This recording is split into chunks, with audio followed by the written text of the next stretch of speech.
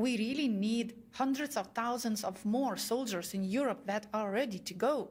We need dozens of huge, sophisticated platforms in this region alone. And if we talk about Europe, we have to have an army which is so strong that when Russia looks at it, it decides that, maybe we move our forces somewhere else. Are we going to move our forces? They are.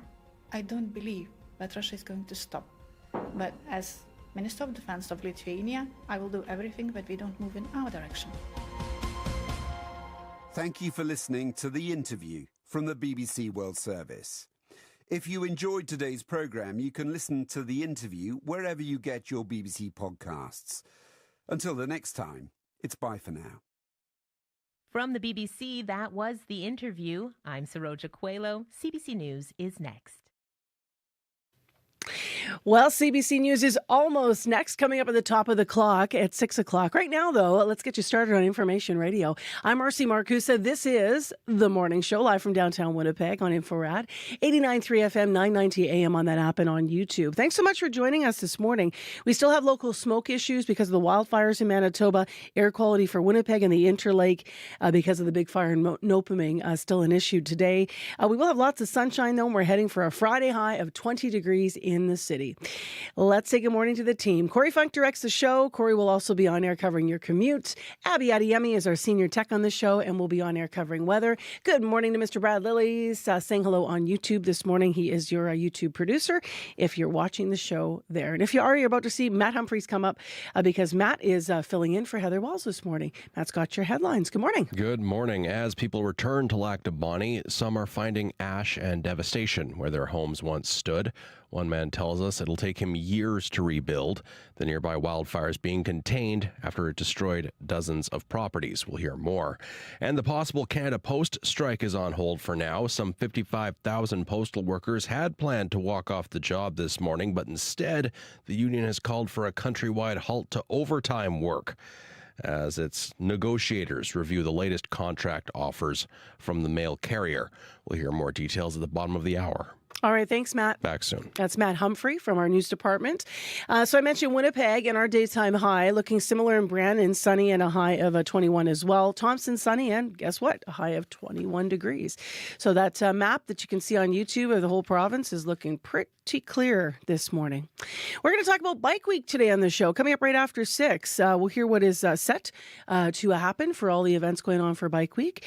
In addition, we're going to talk about Canada and the Golden Dome. You've been hearing what has been happening with President Donald Trump, his big Golden Dome project and proposal.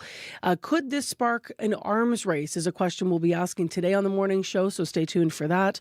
And we will get the latest on the labor dispute between Canada Post and the Postal Workers Union. You heard Matt there just mentioning that for now, they're not on the picket line, but there has been some development overnight. We'll get some more analysis on World Report, and then we'll have a full interview later. So stay with us. That and much more. Right now, though, it is 1 minute away from 6 o'clock in your national news. Q with Tom Power. Michelle Zauner had everything she'd ever wanted. A best-selling book, a multi-Grammy-nominated album with her band Japanese Breakfast. But this success came with a lot of unexpected costs. Michelle is going to tell you about that time and how it led to her new album. That's coming up on Q, followed by Commotion with Elamine Abdelmahmoud on CBC Radio 1, the CBC Listen app, and everywhere you get your podcasts. This is World Report. Canada Post has still not reached an agreement with Cup W, but its 55,000 workers who were poised to strike at midnight have not walked off the job. The CBC's Linda Ward joins us now in studio. Linda, what's the latest? Well, John, Canada Post says the Canadian Union of Postal Workers requested to meet with the mediator last night, but that meeting effectively went nowhere. Spokeswoman Lisa Liu says in a statement the meeting lasted less than half an hour, with Cup W raising only a small number of the many outstanding issues in an informal manner. It was unfortunately not enough to demonstrate meaningful progress. Now, these talks were about the corporation's latest offer. We're talking 13.59% wage increases over 4 years, 6 personal days, and better income replacement for those on short-term disability. The union says they're still going over that offer. Jan Simpson is the national president. She released a statement of her own saying that they offered a truce of 2 weeks to continue negotiations without the threat of a strike or lockout, but Canada Post refused. Part-time weekend work has proved to be one of the biggest sticking points in these negotiations, something that was recommended in a federally commissioned report last week to keep the corporation afloat. We've reached out to the union on when they may return to the table, but haven't heard back yet. Linda, what does this mean for Canadians relying on the mail? Well, you'll still get it, but it may take a little bit longer. Mail carriers are being told refuse any work that's more than 8 hours a day, 40 hours a week. And after 8 hours, they're being told go back to the depot, drop off the mail regardless of whether or not you've completed your route. So in the meantime, postal operations will continue, although there may be some delays in getting your mail.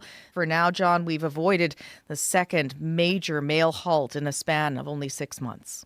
Linda Ward joining us in studio. Thanks, Linda. You're welcome. We're watching the riding of Terra Nova, the Peninsulas in Newfoundland and Labrador. The results of its electoral recount are expected later today, and the candidates have been waiting to hear the final outcome for nearly 2 weeks.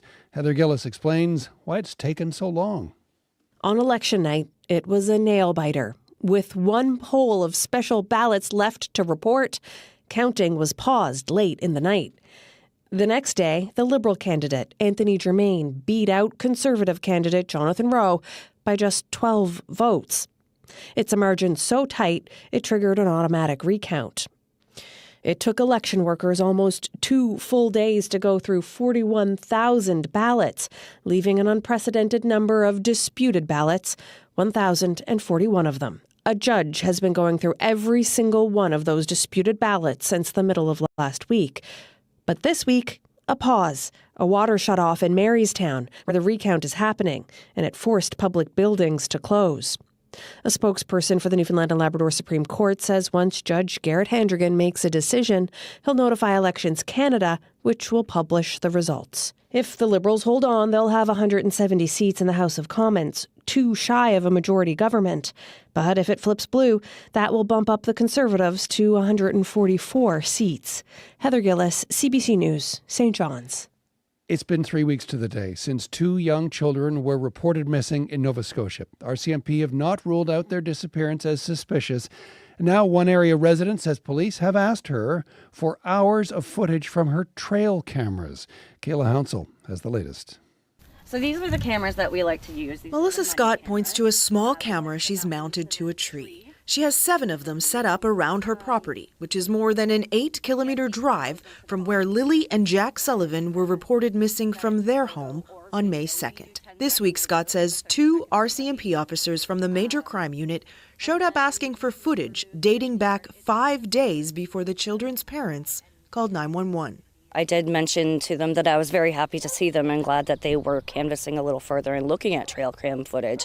And they did respond saying that they probably should have been around earlier. Police say they were told 6-year-old Lily and 4-year-old Jack had wandered away from their home in Lansdowne Station, an extremely rural area about 140 kilometers northeast of Halifax.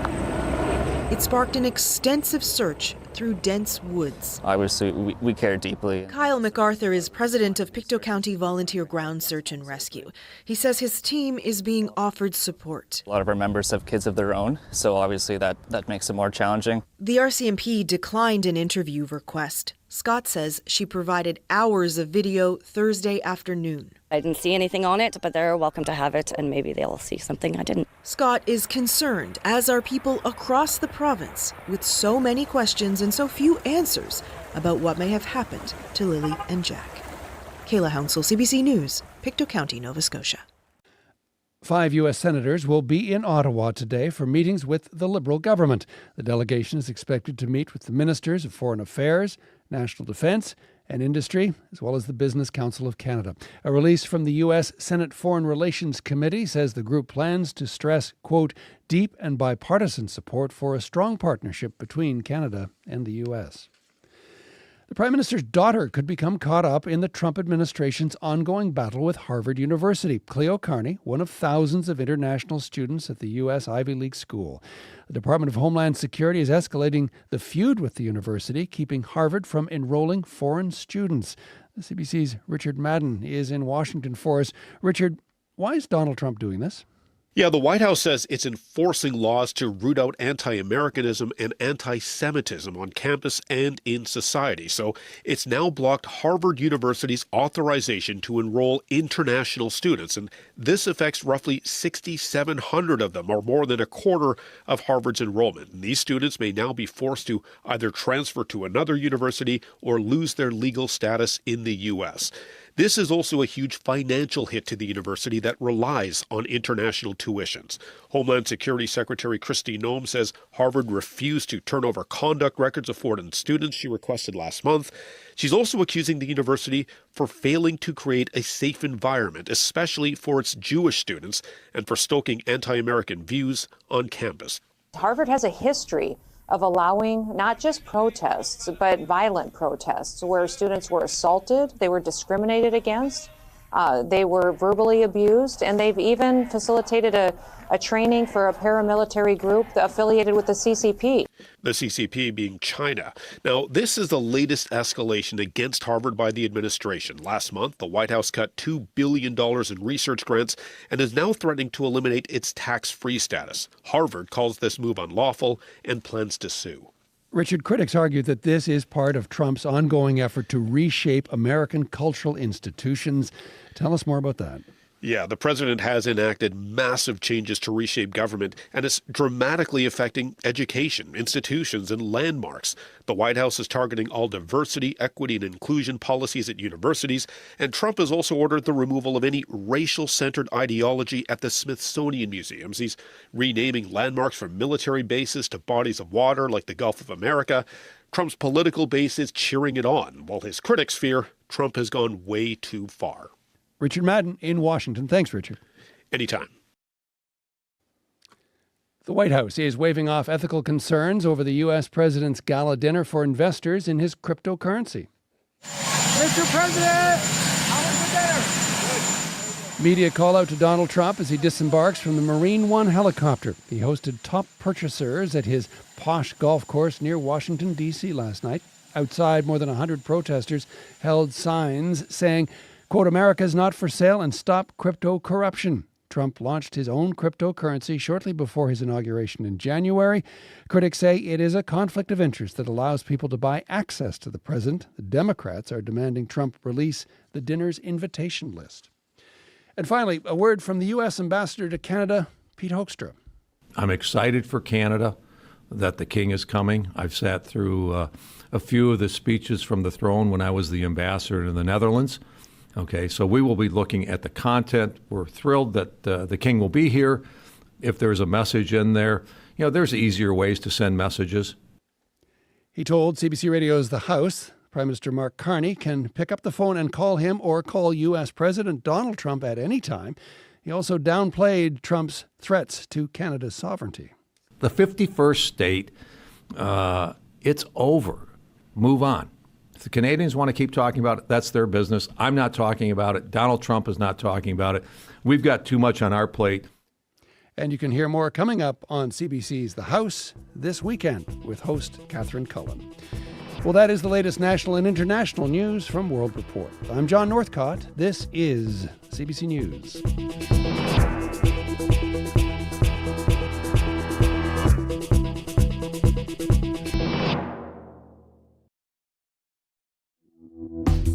Going to be a nice Friday, everybody, and welcome to the show, your morning show on Information Radio. This is CBC 89.3 FM, 990 AM on the app and on YouTube. My name is Marcy Marcusa. Nice to be with you, with our whole team here, bringing you the show. We will talk about the weather conditions and the smoke in the air and what's going on in your news headlines in just a moment. This hour, if you are out and about, it could be a beautiful morning to be cycling. Bike Week is coming up. Not quite yet, but soon. And there's actually an event tonight just try to get you thinking about how you might celebrate biking and cycling in your community. So stay tuned. We'll hear all about it. Also, you've just been hearing what's been going on with the postal strike, which right now is not yet happening. But what will this all mean then moving forward? Where do we go from here? So we're going to build on that conversation. And then speaking of relationships, between Canada and the States, what's the relationship that Canada's going to have with the Golden Dome proposal? We're going to have a closer look at that and ask the question whether or not it could spark an arms race. So stay tuned. That interview's at 6:20.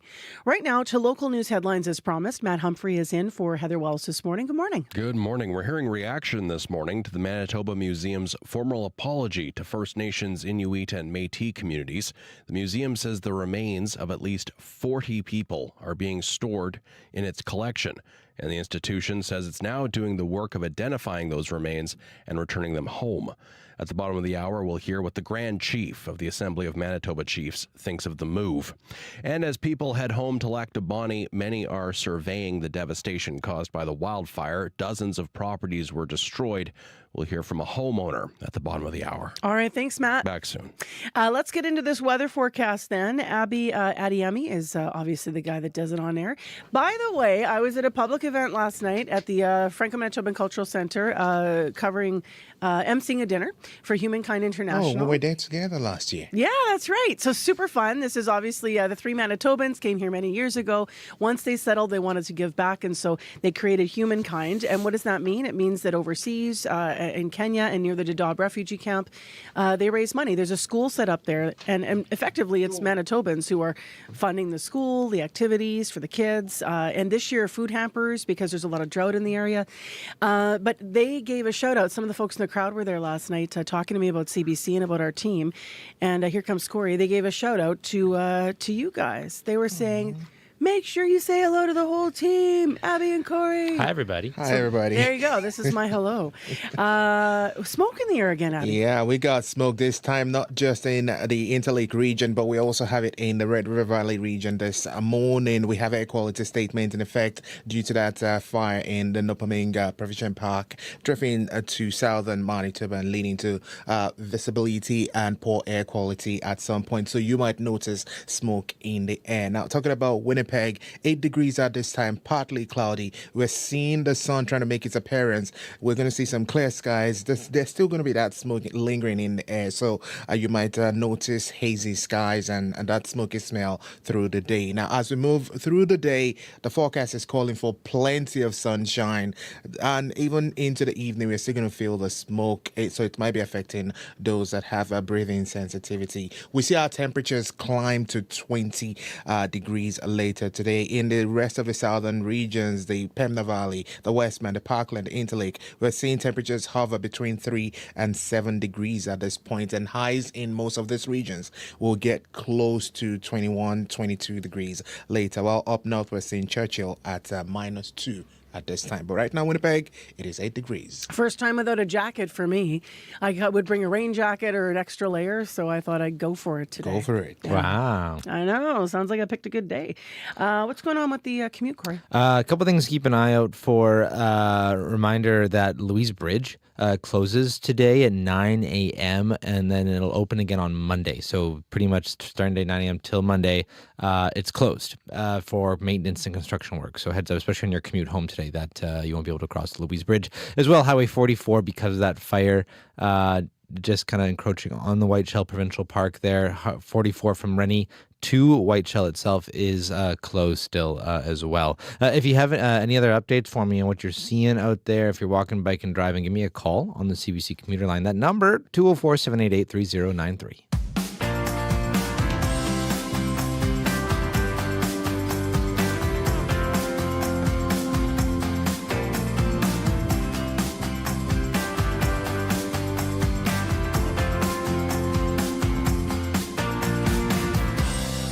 Well, Corey always likes to say if you're walking, biking, driving. So if you are biking, then you probably really want to hear the first interview. Or if you're interested in cycling, we hope you lean in as well. It is not, as I said, Bike Week just yet. That's coming up in June. But riders can come out tonight and celebrate their love of cycling.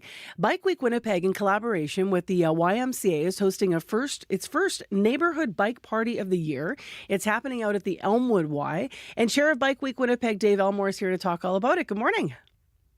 Good morning. So what's happening at the Y? What does a neighborhood bike party mean? Well, it's an event that that we're sort of have connected and partnered with the YMCA, and essentially it's an opportunity, I guess, both for the YMCA and for Bike Week to sort of connect with the audience or with the people in those specific areas. And so it's an event where we're going to be excuse me. We're going to have basically some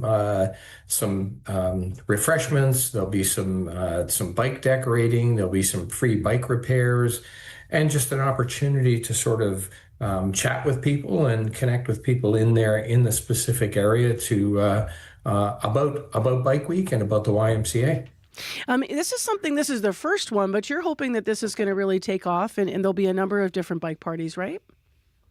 Yes, definitely, and we've got the three events that are happening with the YMCA.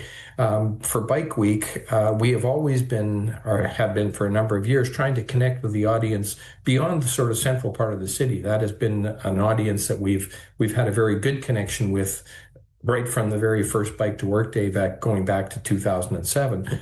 But connecting with the audiences and with the groups. With people outside of that central core has always been a bit more difficult, and so this is a really good opportunity for us, and I think an opportunity for the YMCA as well to connect with people in the area. So. Your Y is, speaking of geographic areas, I understand your Y is at West Portage. Have you had a party out there yet, or what's the plan for this year? That one is coming up on June 6th, and yes, it's. I live in Charleswood, so and actually, I'm actually a volunteer at the YMCA, and I've been a member there for over 25 years. So I'm very familiar with the Y, and this is something that these kinds of bicycle events are things they were exploring last year. We've partnered with the YMCA. They've been a long time supporter of Bike Week, even going back to I'd say 10, 12 years ago when they sponsored a outdoor spin class in the Millennium Library Park. So they've been around for a while, and we were pretty excited to be able to partner with them with these neighborhood bike parties. When you do something like this, you're also a bike educator, right? So, I mean, when you do something like this, what do you hope to get across to people about the love of biking, but also about the realities of biking in Winnipeg? Well, I don't know if we'll have an opportunity to sort of discuss or to do a presentation on those kinds of things, but certainly there's an opportunity to... It's informal, though. I think when people get together for a love of biking, sometimes those conversations come up, right? Without question. I mean, there's going to be people there definitely, with questions about cycling. But I think the goal here is to connect with, as I said, that audience, those groups in those specific areas, and make them give them an opportunity to connect with the cycling community, because that's their opportunity as well, as you have indicated here, to sort of grow, maybe have a better understanding of cycling and especially cycling in their specific community. This is a free event, we should mention to people, in case they're going tonight or they're going to be thinking about the parties. But how can people find out more about even upcoming Bike Winnipeg events? Because Bike Week itself is June 8th it begins, right? That's correct. And if people are interested in finding out, we've got many events and activities that are going to be happening during Bike Week, and they can find information by just going to bikeweekwinnipeg.com. There's a calendar there of events, and they can find out everything that's going on. We've got group rides, workshops, open shop, community bike shop hours, and all kinds of different events like the Bike Week Bash, Kiddickle Mass, and of course our big event, Bike to Work Day. Well, we will be talking in a couple of weeks once we get, actually to Bike Week. But thank you for coming on and telling us about this party in Elmwood tonight. I love the idea of, getting people from all parts of Winnipeg connected to cycling. Really cool. Thanks, Dave. Absolutely. Thanks very much for having me. Dave Elmore live on CBC via Zoom. Starting our Friday show. Feels good this morning to start with a cycling story. It's nice out there. Dave's the chair of Bike Week Winnipeg. So as I mentioned, it runs from June 8th to 14th. But the neighborhood bike parties kick off today. So the first one is from 3:30 to 6:30. It is at the Elmwood, Kildonan and Y. That is on Kimberley. I'm going to check that while we're chatting, but that's my back of the day memory of living that area. If you want more information about the parties, the events that are coming up, check out bikeweekwinnipeg.com. And while I'm looking up actually exactly the address of the Elmwood Y. Is it Kimberley? Yeah, that's okay, where I took swim lessons as a kid. I got my starfish level, so I can kind of float at the bottom really well. Nice. That's Corey Funk. Yeah, hi. That was also my Y when I was a kid. I swam there. Maybe we passed each other. Could have. Ooh. You're here, though, because you are actually on our team. People will know that you're an avid cycler, even year-round. You're known to get on your bike or run. And what do you love about getting on your bike? I think it's just a chance to be more, like, obviously there's the health benefits, but I just like the idea of just kind of propelling yourself as much as you can, as much as you're able. Like you're just more connected to the world around you. You just get a sense of things going on more. You'd see things that you wouldn't see when you're in a car. You smell things you wouldn't smell. It's just a more engaging way to connect to the world around you while you're getting where you need to go. Did what Dave said resonate with you in terms of cycling being sort of, we think about downtown and areas, but maybe we're not as connected to, well, in this case, the Elmwoods and the other outlying areas of the city cycling? For sure, yeah. And I mean, and the more people spend time in those areas, the more you're going to see maybe what they might need or maybe what's great about those areas. There's so many cool little cycling paths and trails and stuff that every neighborhood that you spend enough time in has, that are these little, off the beaten paths, sneaky, cool little spots. So the more we can get people together to talk about those things, I think the more you'll get people kind of exploring those areas on two wheels, which would be pretty cool. Let's do that on the listener line. If you are up early, and most cyclists actually, frankly, are,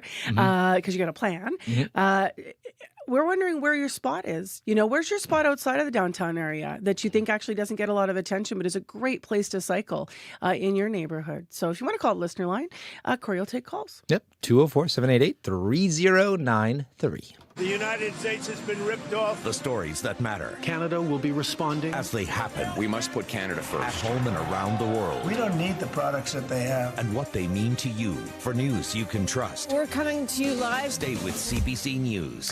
Well, you just heard Donald Trump's voice there. So let's talk about what's going on in the States, because questions continue to be raised about how U.S. Golden Dome missile defense system could work and how could Canada contribute to this. This week, the Oval Office, U.S. President Donald Trump did announce the plan for this Golden Dome. He revealed during the announcement that, quote, Canada has called us and they want to be part of it, end quote. Now, Prime Minister Mark Carney has in fact confirmed that Canada is in high-level talks with the U.S. about this system. So we wanted to have a closer look. Oral Brown is on Zoom with us this morning, political scientist at the University of Toronto. Good morning to you. Good morning. So what can you tell us about the potential, first of all, capabilities of this proposal, this Golden Dome? It is extremely ambitious technologically. It is expensive economically. And it is a question whether this is the right solution to what is a real problem.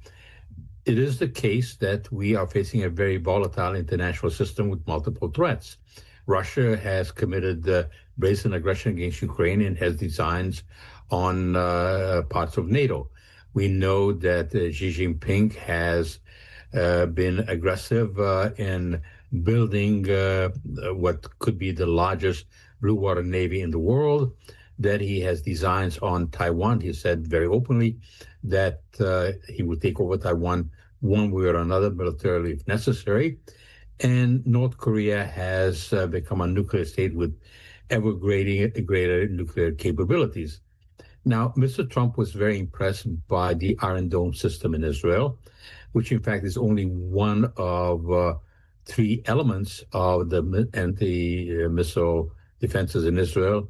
This is the short-range one. The medium range would be the Davis Sling, and the long range would be the Arrow system. Arrow 2, Arrow 3, and Arrow 4 is coming on stream.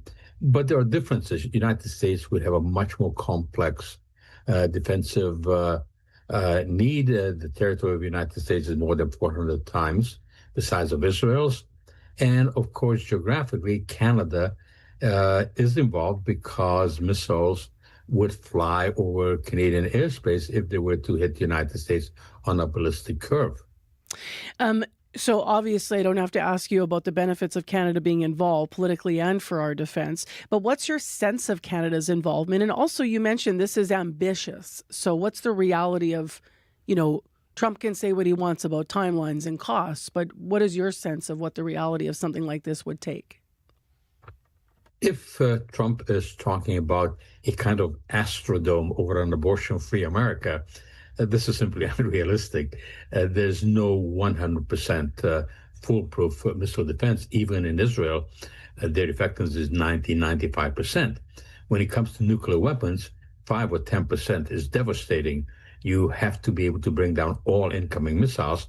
So this would not be a perfect defense against missiles, but it would enhance deterrence. And that would mean that the message that would go to Russia, that would go to China, would be that any steps they would take militarily would be far more complex. Any attempt they would make to prevent the United States, let's say, from coming to the aid of South Korea or Taiwan would not work through some kind of nuclear intimidation. Also, it is addressed to rogue states such as North Korea, which has an increasing nuclear capability, and to Iran, which is trying to develop one. So consequently, this is looking at an international system that is highly volatile, one that is not one that we wish it to be, but sadly, the reality is that there are problems. Whether this is the solution, that is something else, because this is not going to be doable in 3 years. And for $175 billion, as large as that sum is, it's far too complex. There are too many components, including space-based weapons that would be needed to try to hit missiles shortly after their launch. That would be most effective. But you need to have a capacity for mid-course interception, as well as landing point or close to landing point interception, which could be on Canada's borders. And so $175 billion may turn out to be only the down payment. Wow, that's quite a statement about how expensive it could be. What is your sense of whether or not this could lead to an arms race? China has reacted to the news by suggesting that. China suggesting this is really disingenuous. China does not come to this with clean hands. They have done a great deal to actually fuel a current arms race. As I mentioned, they are building the largest naval force in history, which they have already in part deployed in very aggressive ways towards the Philippines and even Vietnam. And China has done a good deal to militarize space. But this is not to say that there couldn't be a worsening of what already is an arms race. And there could be an arms race spiral, which can be extra expensive and destabilizing. There's something called the security dilemma, where each party tries to get a margin of safety. And by trying to match the other side and build that margin of safety, you keep escalating. And so that is indeed one of the dangers. But that speaks to the unpredictability and volatility of the international system, of how in the 21st century we have not come to the realization that ultimately these aggressions, the kind that Russia is perpetrating in Ukraine, present a threat to the entire international system. And we have not developed the institutions that can effectively deal with that. And certainly international law has been inadequate. We'll leave our conversation there. Thank you very much for walking us through some of the details and realities of this, Earl Brown. We always appreciate having you on. Thank you for having me on. That's live via Zoom. Earl Brown with us today, political science professor at the University of Toronto. You can hear more about this on World Report and, of course, also at cbc.ca. We have business news coming up on Information Radio still ahead here. And on a report today with Phil Dumont, the G7 finance ministers, speaking of political leaders around the world, are meeting. That meeting wrapped up in Alberta this week. From a financial point of view, we're going to analyze the result. In addition, Washington's new budget bill is also making its way through U.S. Congress. It could be bad for Canadian investors, and Phil Dumont will explain why after your CBC Winnipeg News. This is CBC News. At 6:30, we're at 7 degrees with a special air quality statement over downtown Winnipeg. Hazy conditions. Good morning. I'm Matt Humphrey. At the top of the news, Canada's postal workers had planned to walk off the job this morning, but at least for the time being, that strike action is on hold, with the Postal Workers Union instead opting for a work to rule campaign and a countrywide halt to overtime work. Following talks late last night with the Crown Corporation, the union says this will limit delivery disruptions and lost days for its members. Canada Post says despite there being no full work stoppage, there could still be delays in service. The postal workers have been without a contract for close to a year and a half. Some RM of Lac du Bonnet evacuees came home this week, only to find nothing but rubble. Residents began returning to the rural municipality Wednesday afternoon, with a nearby wildfire now contained.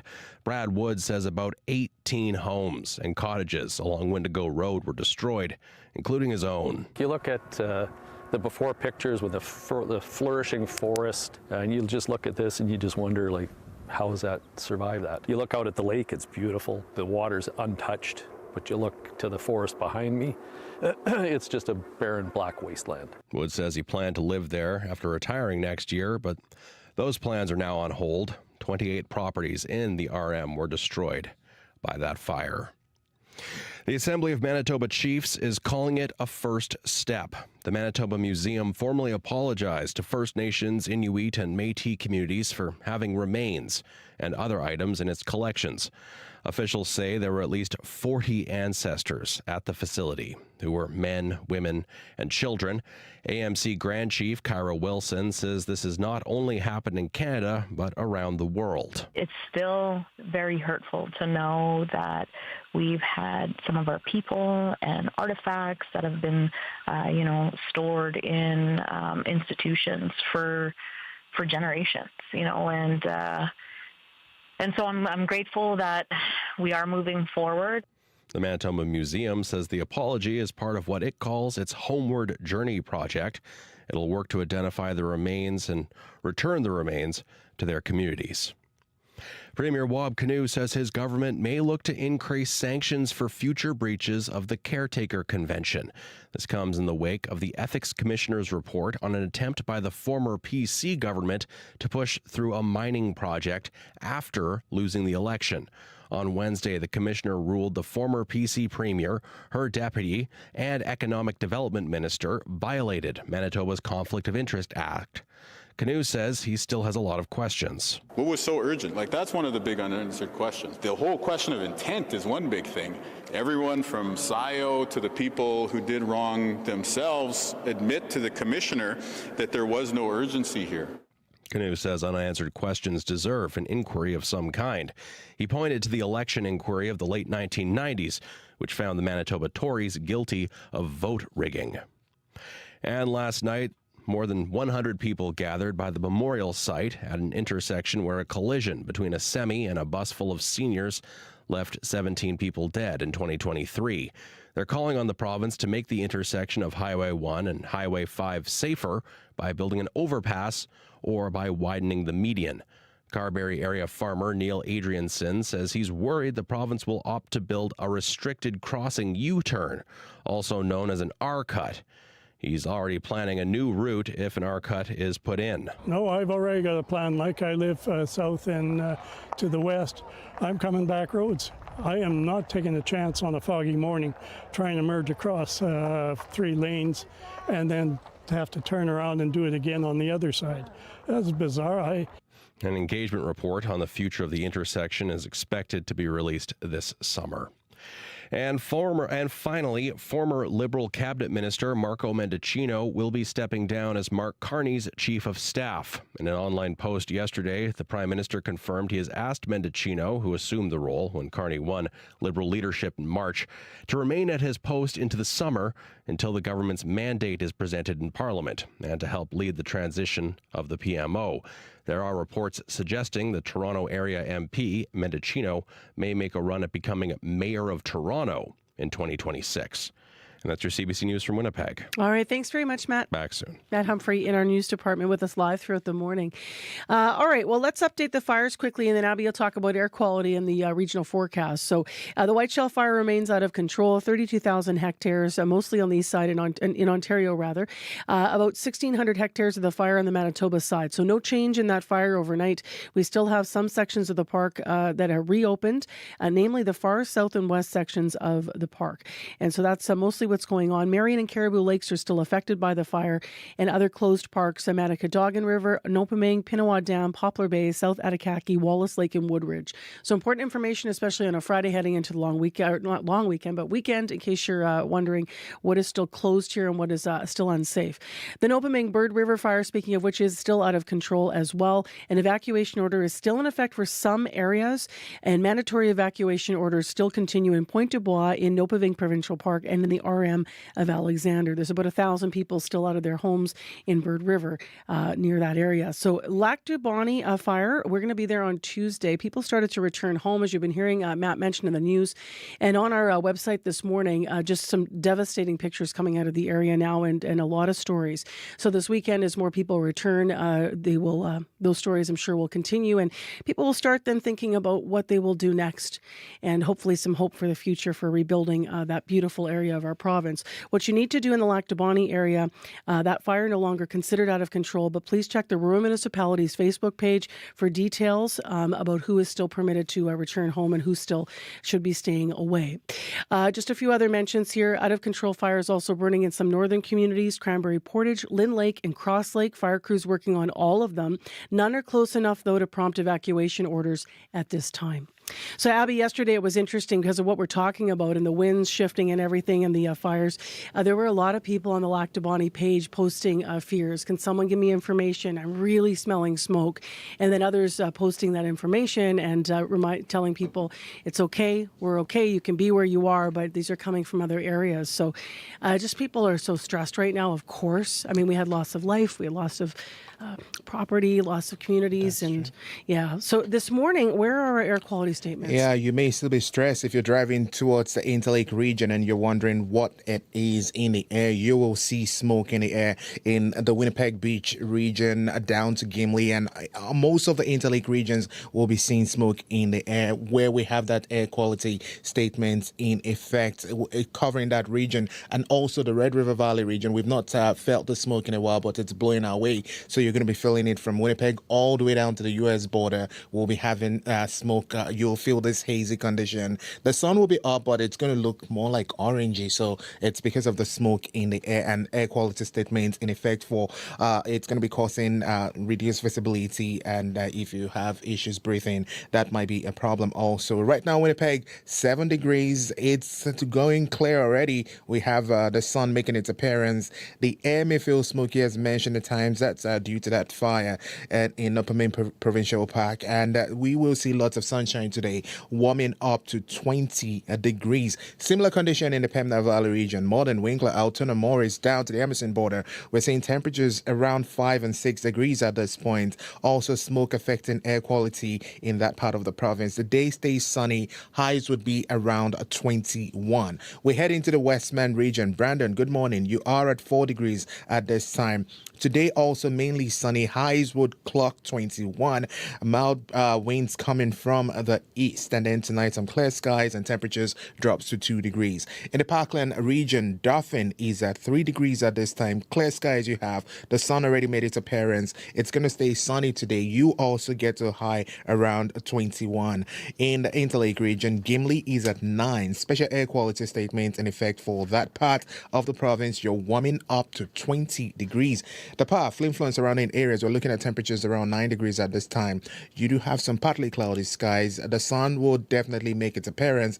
You're going to see some hazy conditions, highs around 21. Thompson is at 1 at this time, clear. Also, the sun made its appearance earlier, high around 21, while further north in Churchill, we are below 0 at this point. It's -2, mainly sunny already. It's going to be more like a sunny conditions with some clouds arriving around the noon period.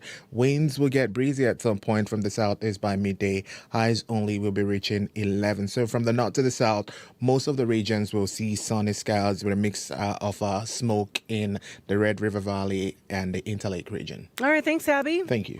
Corey Funk has popped in now with news on the commute and something that starts today. Yes, I'm going to start with that. Louise Bridge today at 9 a.m. is going to be closed for the entirety of the weekend for maintenance and construction. So heads up there. That's probably going to throw off your commute, especially on the way home if that's part of your normal commute today. Other than that, though, if you see anything else going on, that seems to be the only issue that I'm seeing. But if you see something going on, 204-788-3093. Let's get to business news. Phil DeMont is here with our report today, filling in for Crystal Lee Ramlacan for the next week or so. Hi, Phil. Hi, Marcy. So the G7 finance ministers meeting did wrap up in Alberta this week. From a financial point of view, then, what do you think the result was here? The economic equivalent of vanilla ice cream. I mean, it's all right, I suppose, but ultimately kind of bland. The final communique of the finance ministers talks about dealing with global imbalances. Marcy, that shorthand for China is dumping a lot of commodities on the global market at below cost, and we're not going to take it. But it's actually the low-hanging fruit. Western governments have long complained about China's trade practices with little result. What appears to have not been talked about, at least, certainly not publicly, but not it seems in a substantial way, U.S. tariffs on most foreign imports into that country and the disruption to the world economy as a result. But given the strident position of the Americans on that issue, this is probably the best strategy for the other ministers. You had to come up with a communique, a joint communique of some sort, so you couldn't talk about tariffs. What's interesting to me as a backstory, though, are those complaints about China selling products too cheaply on world markets. It's been a long complaint, like I said, but you look at them, so you look at aluminum, just because I looked it up. China produces about 60% of the world's supply. It's gone up in the last number of years. They produce a lot more aluminum than they used to. Global prices, though, they're only about 7% below the record price of 2022. So you think of dumping, that's what this is called. You think that you'd have really, really low prices. You actually don't. You almost have record prices. So the implication is if you take away China's production or get them to, produce at a higher price, then aluminum prices will jump, and the stuff you buy with aluminum in it, it'll go up as well. I don't think that's the outcome people are expecting. Let's go to another story. Washington's new budget bill is making its way through the U.S. Congress, and I understand it could be bad for Canadian investors. How so? Yeah, Washington's really upset about the digital services tax that Canada and other countries have slapped on foreign content providers, streamers, and that kind of crowd. So the new law in the U.S. is taking aim at that.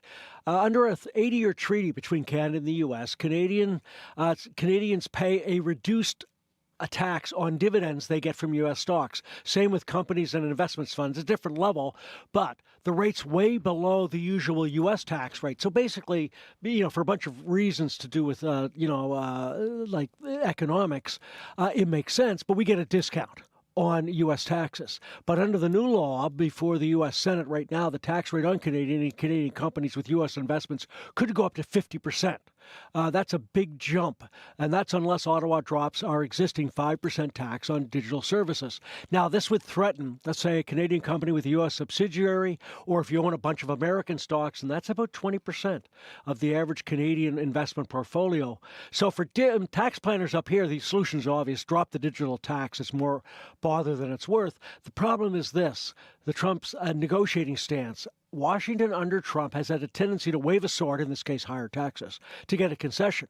But if that tactic works once, then the administration often tries the same move again to get more concessions. So I'm not sure just saying we'll get rid of the digital tax, we'll get rid of these higher taxes, because they might move on to some other target, in the diplomatic sphere. See how far they can go. Yeah. Before we look at the numbers this morning, Phil, the value of women's pro sports took a big leap forward this week. Explain how. Yeah, the owners of the New York Liberty reportedly sold more than 10% of the WNBA franchise, but it sets the value of the basketball team at $450 million. Big jump when you consider it was bought back in 2019 for $15 million. Prior to this week's sale, the most valuable women's pro sports team was Angel City, the Los Angeles soccer team, $250 million. But the Liberty deal will boost the value of Angel City and every other women's pro sports team and a sign of how popular these sports are. Pro hockey broke the 1 million attendance mark in just 1 year in existence, the Women's League. 2019, attendance at pro soccer was about 800,000. Last year, the Women's League pulled in more than 2 million people, and the WNBA had 2.3 million bums in seats last year, up 50% from 2019. In fact, ESPN likes basketball so much they're paying $200 million annually to broadcast WNBA games. Now, the Liberty has to go a ways to match the $9 billion valuation of the NBA Golden State Warriors. But when the WNBA started up, there was another league, competing league, the American Basketball League. It was a women's league. It lasted only 2 years. With the Liberty sale this week, things are really looking up for women's sports in North America. And the markets now, what are the numbers telling us today? A bit calmer on a Friday and a bit mixed. So Europe, Germany, Germany and the UK up marginally. France is down 0.5%. The Nikkei in Japan up a bit, but Shanghai was down 1%. Oil's up a nickel, $61.25 a barrel. Gold's up $33, $3,327 US an ounce. And the Canadian dollar up more than a third of a cent, 72 4/10 cent US. All right, Phil, we'll talk to you on next week. Have a wonderful weekend. Same to you, Marcy. That is a doctor. Pardon me. I'm looking at our next guest here. That is not a doctor, but an expert in business. Phil DeMont filling in for Crystalie Ramlakan. Rise in pride, stand in strength. CBC is a proud sponsor of Pride, May 23rd to June 1st. Join CBC at the annual Pride Parade and be sure to show your pride at this year's festival by downloading the Pride Winnipeg app to get the most out of your Pride experience. Rise together in unity at Pride Winnipeg. Visit cbc.ca/Manitoba/community for details. I should have said spoiler alert. Now y'all know what's coming up, but I was about to tell you anyway. It is Dr. Jonas Watson, who is from Winnipeg. He's a veterinarian. And as the weather continues to warm up, we've got today, we're looking for 20 degrees. And then Saturday, it's going to be 22. Sunday and into Monday, we're looking at highs around 25. So it's going to be really nice. But that means that you're going to get out and about. You might be taking your furry friends, and then you might have to take a tick off of them. Oh, it's so gross, but it's necessary.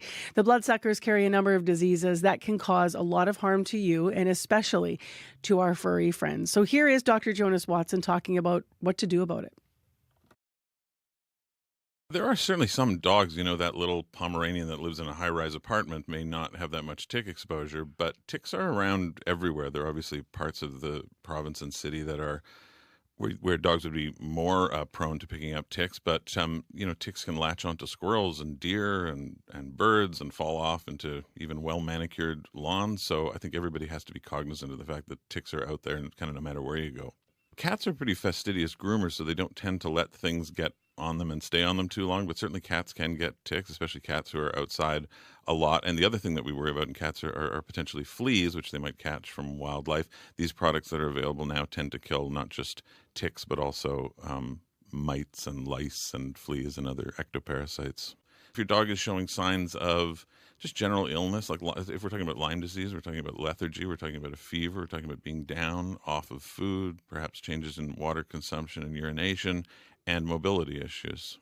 Yeah, sometimes people have a tendency, pet owners have a tendency to try to get very creative about the way they remove these ticks. They'll stick a pin in it, they'll light it on fire, or they'll do these wild things. At the veterinary office, we just grab it firmly with our fingers, maybe with a piece of Kleenex, get the whole thing in our hands, and just yank it forcefully off. And if you do that, you're likely to get all the parts of the tick. It is not actually that common to leave behind the head or mouth parts. If you do see a little bite reaction afterwards, that's usually just an inflammatory reaction. That's just the bite itself. That does not mean that there are parts of the tick left in the dog.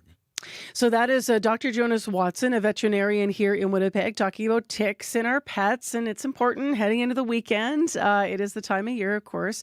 I should mention that later on the program, we're going to still talk about ticks because we have what I call our annual Tick Talk with Dr. Raj Bhardwaj on our medical column coming on. And this morning, he's going to talk about the very latest in 2025 and also all of the different websites that will help you identify ticks. There's a whole bunch of different help online, including the Public Health Agency of Canada site, a website called etick.ca, and then there's an American site that he also recommends, by the way, called tickencounter.org. But we'll hear from Dr. Bhardwaj a little later on Information Radio. The richness of cultures celebrated in film and the action, romance, comedy, and documentaries you love to watch. Fascination Film Festival is coming to Winnipeg, and you're invited. The talents of Asian Canadian and Asian American filmmakers highlighted in one film festival. Connect and get inspired at Fascination Film Festival, May 22nd to 25th, proudly sponsored by CBC. Visit cbc.ca/Manitoba/community for more. Well, next on the show, let's get to one of the lead stories on World Report. All of us have been watching what is going to happen. I know the first thing I did this morning when I woke up was I Googled Canada Post strike because the deadline was, of course, midnight. Well, the strike's on hold for now if you're just waking up and plugging in. Canada Post and the union, representing 55,000 workers in this country, have still not reached an agreement. But Postal Service will continue with possible delays, and here's why. The union says its members will refuse overtime work as negotiators review the latest offer. Some of the main issues include a 13.59% wage increase across a 4-year period and the potential for hiring part-time workers for weekend delivery. Now, to talk about where we go from here, Adam King joins us via King. He is an assistant professor in labor studies program over at the University of Manitoba. Good morning to you. Good morning. So earlier this week, Canada Post rejected, Adam, the union's request for a 2-week pause. Let's start there. First of all, why did they do that? I think they did that to apply additional pressure to the union. They thought that if they rejected that, maybe it would encourage the union to settle more quickly. But I mean, the union wanted additional time to actually review the details of that offer. Collective bargaining language can be very complex, and it does take time to get a good sense of what it is. And if you agree to something in your collective agreement, it's there, right, until indefinitely. So it does take time. But I think it also indicates that the union did see some movement from management that it thought was moving in the right direction, and maybe there was a chance to negotiate a settlement. And that the employer rejected it really is unfortunate. So explain some of the sticking points. Specifically, I mentioned the one over part-time work on the weekends. So where are the two sides on that from what we understand? Yeah, I think that really is the fundamental sticking point at this stage. Were it just a question of wages or something else that's quantitative, you could imagine the parties coming to some middle ground. But this issue of part-time work is really qualitative and fundamental. As I said, the union is committed to maintaining full-time employment as the standard at Canada Post. And I think listeners can understand why. If you need full-time work to make ends meet, to pay your bills, part-time work simply doesn't cut it. And in some ways, this feels like the 90s again. In the 90s, there was a massive strike at UPS over precisely this issue, part-time work. And the slogan at the time was, "Part-time America doesn't work." And we're right back there, really. And Canada Post is pushing a narrative whereby they say that the future of Canada Post depends on flexibilizing their labor force and turning up to 20% of it into part-time workers. And that for the union is just, it's existential. It's off the table. Now, we got to this point, obviously, people might recall, and we've been doing a number of interviews this week already on this, including with 2 different postal workers with different perspectives here in Manitoba. But we got here, when having a strike action in December over the holiday period. And then people might remember there was a pause. This is actually the same negotiation. It was a pause. It's unusual that happened. I think it's historic that it happened. So this is effectively them coming back to the table to try to work things out. And now, again, overnight, we're hearing sort of not a massive pause, but a mini pause, if you will, because workers still aren't out, but they're saying no overtime. What do you think the likelihood is that the government could step in like they did in December? I think it's less likely this time around, given that the government was so overzealous with its use of back-to-work orders in the last year and a half or so, not just against Canada Post, but against port workers and rail workers. I mean, they did it, I think, 5 times. And that is not back to work legislation. That is, these were orders that they didn't even bring to Parliament for debate. So this really was unprecedented. And you even saw them pull back a little bit in this case. They didn't order arbitration as they did in previous cases. In this case, they put the parties into something called an industrial inquiry commission. And so, yes, as you said, it was just a pause, and we'd be back here in May. But what that did really was undermine the union's position, its strategic bargaining position, because, of course, it was striking during the most advantageous time of the year. And now we're in May, where the threat of a strike is less impactful. And I think that's one of the reasons why you're seeing the union do an overtime ban and not a full nationwide walkout. What is the impact on future labor negotiations more broadly, do you think, given that, as you said, this has not happened before, and we did a lot of interviews in the last couple of years about what was happening with unions, less support for unions, and then all of a sudden it was more workplaces wanting unions. Where are we at in the bigger picture of that? Yeah, we struggle with the data on this in Canada. They keep better records of it actually in the US, but I think overall it's safe to say that the popularity of unions has increased considerably since the pandemic. People experience major job insecurity, the cost of living crisis, and so on, and many people were looking to unions as a solution, especially those who are not currently members but would like to be. And I think we saw, many strikes that gained a lot of public support, grocery workers and public servants and many different kinds of workers.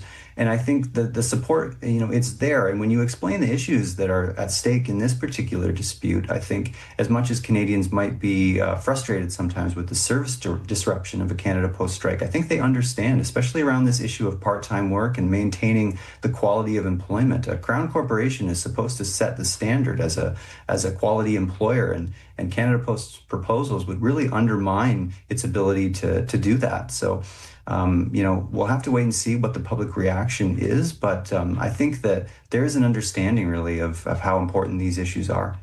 But maybe not an appreciation for Canada Post and its fundamental core promise to Canadians about being a delivery system in terms of that need, because that has changed so drastically. So late last week, just as a last question, we had this report from the government-appointed mediator, William Kaplan, saying Canada Post is effectively bankrupt. Some have floated the idea of privatizing Canada Post. What do you see as the long-term solution? Well, I do think we're in a situation where we have to have a fundamental conversation nationally about the future of Canada Post. But I don't think privatization is an answer and really should be on the table. Internationally, studies show that countries that have tried to privatize all or part of their postal service, what's happened is that service quality degrades and prices soar, especially for those who are in remote or rural areas, Indigenous communities, and so on. People find out actually when there's a service disruption at Canada Post what it might be like when they scramble to try and find private couriers to replace Canada Post with their packages. If you live in a remote area, suddenly you find they won't serve you, or they'll charge you astronomical prices to ship. Canada Post, as you said, has a universal service obligation to Canadians to serve us no matter where we live at reasonable prices. And that's something very important to maintain. Even if mail delivery is going down as a share of the business model, parcel delivery is there and needs to be maintained. And I think the only way you do that is through a public Crown Corporation. Now, of course, we need to talk about how to revamp it to improve its financial position. But the union's position is that shouldn't be done on the backs of workers by turning more of them into part-time, insecure workers. Thanks very much, Adam, for your perspective and analysis this morning. Thank you. Thank you. That's Adam King, an assistant professor in the Labor Studies Department over at the University of Manitoba here in Winnipeg. If you want to weigh in on Canada Post, we always are taking your calls, 788-3205. Now to Matt Humphrey in our news center with headlines. Regulations at Pelican Lake have local business owners worried. The lake is about an hour south of Brandon, and new rules to prevent the spread of zebra mussels mean visitors will have to pay $40 for a boat inspection before they can launch. We'll hear from a local business owner at the bottom of the hour who says he's already seen business drop since the new rule came in. More after World Report. All right. Thank you, Matt. Back soon. That's Matt Humphrey in our news center live.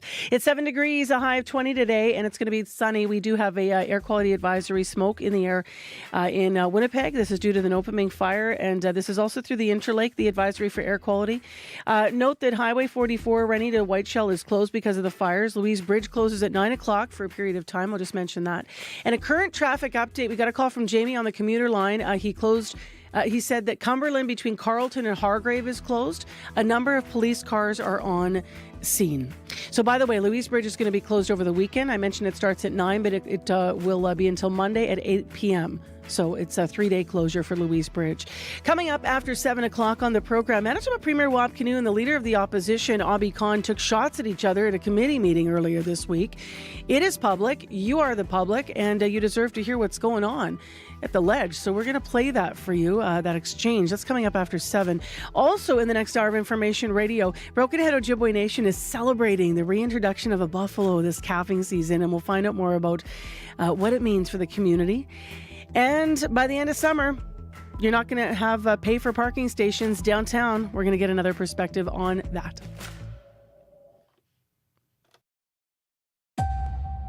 We are again at the shrine to George Floyd. And it's Today on The Current.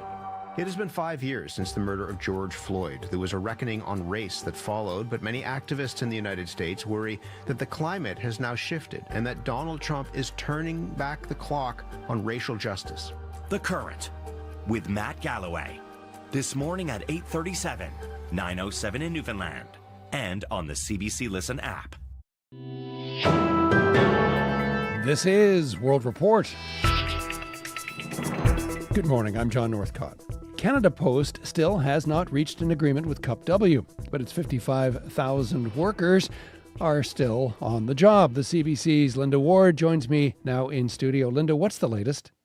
Well, John, Canada Post says the Canadian Union of Postal Workers requested to meet with the mediator last night, but that meeting effectively went nowhere. Spokeswoman Lisa Liu says in a statement the meeting lasted less than half an hour, with Cup W raising only a small number of the many outstanding issues in an informal manner. It was unfortunately not enough to demonstrate meaningful progress.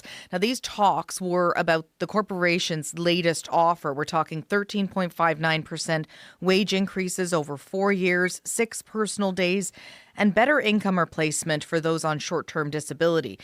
The union says they're still going over that offer. Jan Simpson is the national president. She released a statement of her own saying that they offered a truce of 2 weeks to continue negotiations without the threat of a strike or a lockout, but Canada Post refused.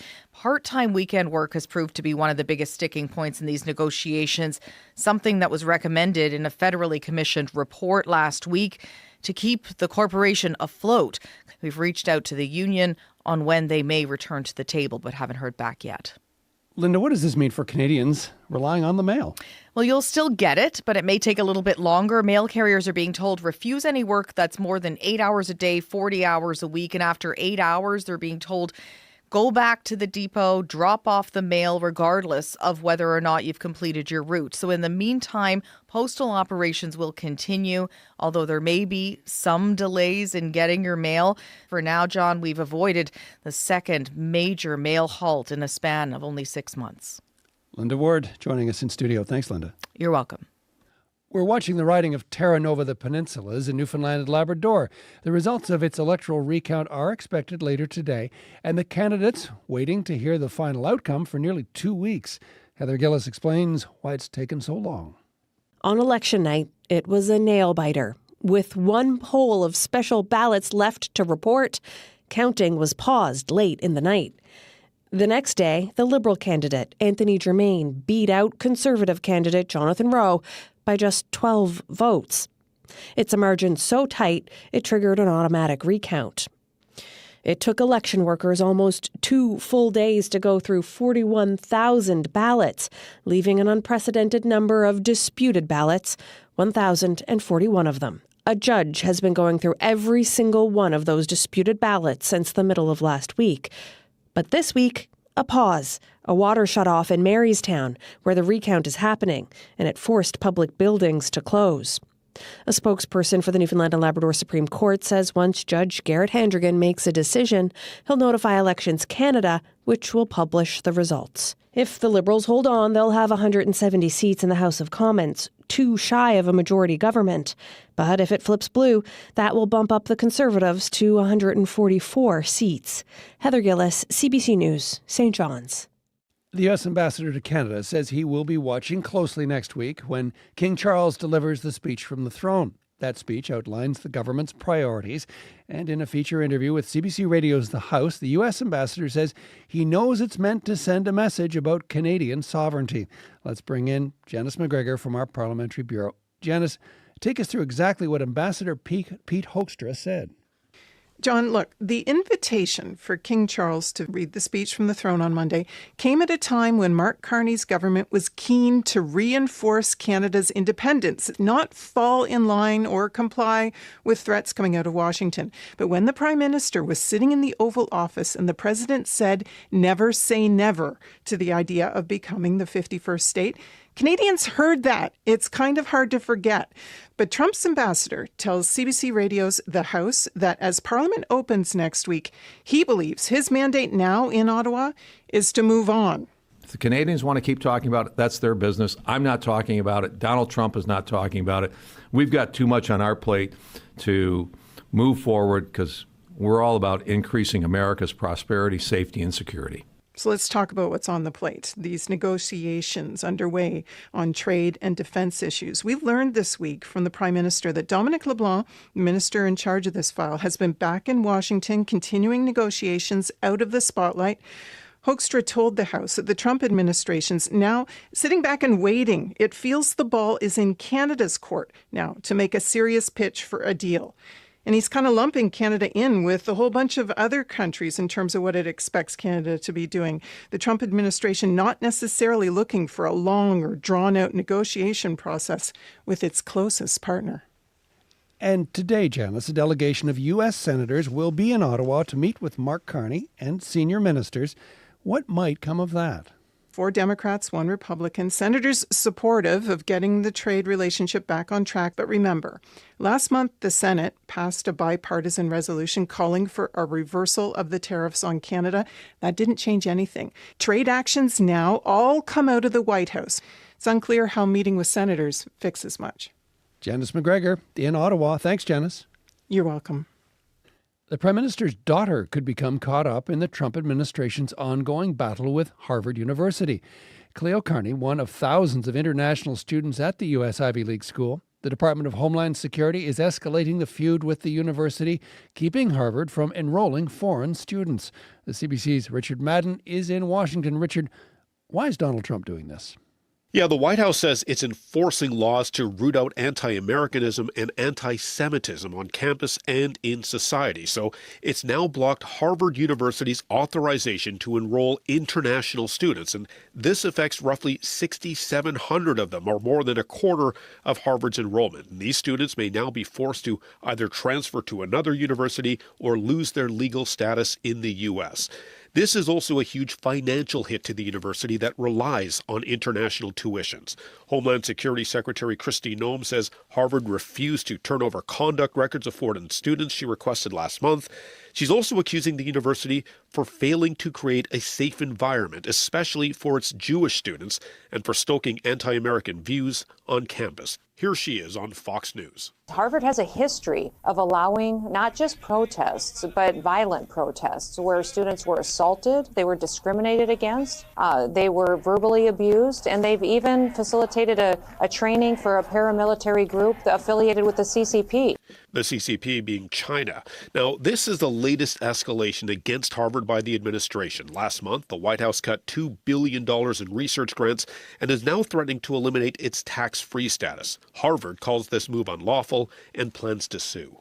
Richard, critics argue that this is part of Trump's ongoing effort to reshape American cultural institutions. Tell us more about that. Yeah, the president has enacted massive changes to reshape government, and it's dramatically affecting education, institutions, and landmarks.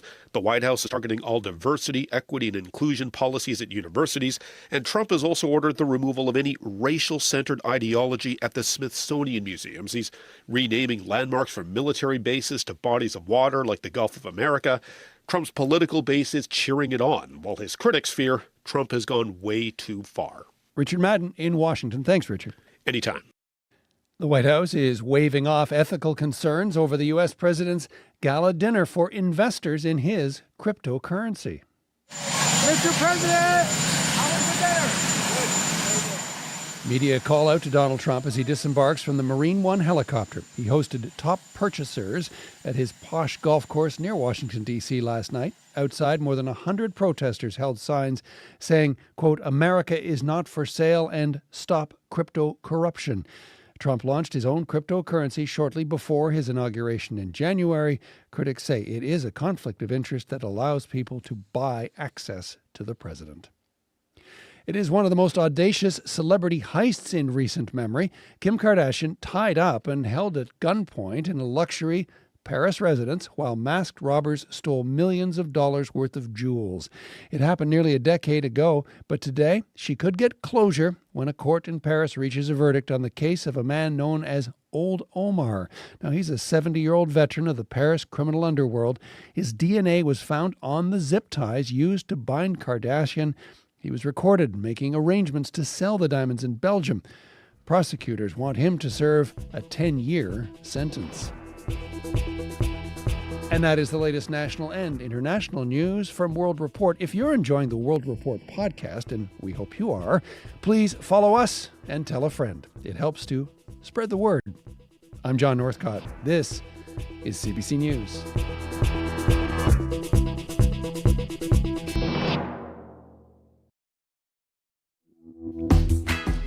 Welcome to Friday morning, everyone. We've got some lovely sunshine downtown in Winnipeg. A little bit of smoke in the air. That's going to stay with us as well. But some better conditions in some of the fire areas in the province. Thanks for joining us. This is Information Radio, your morning show. 89.3 FM, 990 AM on the app and on YouTube. As mentioned, I'm Marcy Marcusa with our team at the show here. Brad and Abby and Corey behind the glass. This hour on the program, this spring, Broken Head Ojibwe Nation was excited to welcome its first buffalo calves in over 2 decades with new life blooming. So do the opportunities and excitement for the future of the nation. We're going to hear that story this hour on the show. Also, at 10 to 8, wow. You wrote to me over 100 people yesterday almost instantly when we asked about meters in downtown Winnipeg. Winnipeggers will soon not be able to use pay stations in downtown Winnipeg for city parking. So we're going to ask this hour specifically, how will it affect seniors? We're going to get to that perspective from an advocate coming up later in the show. So stay tuned for that. Right now, Matt Humphrey is with us live in our news center, filling in for Heather today with your headlines. Good morning. As people return to Lac du Bonnet, some are finding ash and devastation where their homes once stood. One man tells us it'll take him years to rebuild. His retirement plans are now on hold. The nearby wildfire is being contained after it destroyed more than 24 properties. We'll hear more about that. And, as we've been hearing, the possible Canada Post strike is now on hold. Some 55,000 postal workers had planned to walk off the job this morning, but instead, the union has called for a countrywide halt to overtime work as its negotiators review the latest contract offers from the mail carrier. More details at the bottom of the hour. All right, thanks, Matt. Back soon. Abby, what's the weather like? 8 degrees in Winnipeg at this time. The sun is already out, but we still have smoke in the air. Air quality statement in effect for the Red River and the Pembina Valley region, all the way to the Interlake region due to that fire in the Nopaming Provincial Park area. And this may be causing poor air quality and, of course, visibility issues for people. But looking ahead, we're going to see more like a plenty of sunshine for today, but you will notice that hazy condition and smoke in the air. And as we head into the night, we'll see the skies will begin to clear off and the winds would ease. We warm up to a good 20 degrees today. In other parts of the province, the Westman region, the Parkland region, the Interlake region, we're seeing temperatures between 5 and 10 degrees at this time. And we're also tracking 10 degrees into Flin Flon and Thompson. But Winnipeg at this time, 8. Expect plenty of sunshine and smoky skies today with light breezy winds. Highs will be around 20 degrees. All right, thanks, Abby. Thank you. What a beautiful morning in Winnipeg, though, if you're active commuting. I mean, despite the smoke in the air, which, of course, as Abby said, can be a challenge, but it's gorgeous out there, Corey. Not too hot, not too cold. Right? Just a lovely day. My ride in today. It's weird. I still wear mittens on my way in. But I don't need them on the way home, obviously. They'll be gone soon. As I was mentioning earlier, it's my first day without a jacket. So I know. It feels kind of nice just to throw in your backpack and come to work. It's good. We got problems in traffic? Yeah. I got a call from Jamie on the commuter line. This was about half an hour or so ago. He said eastbound Cumberland between Carleton and Hargrave closed entirely. There's police cars on the scene. Things are taped off. So heads up there. You won't be able to go down Cumberland there. As well, just a reminder, looking ahead, 9 a.m. today, Louise Bridge is closed for maintenance until 8 p.m. on Monday. So if you're driving that Point Douglas area there, you won't be able to cross the Louise Bridge until Monday at 8 p.m. starting at 9 a.m. today. If you have anything else you want to tell me about, if you're walking, biking, driving, if there's any trails you want to tell me about over the weekend that are in conditions maybe, because we're at the weekend and people are going to want to get out and about, give me a call. That number to call, 204-788-3093.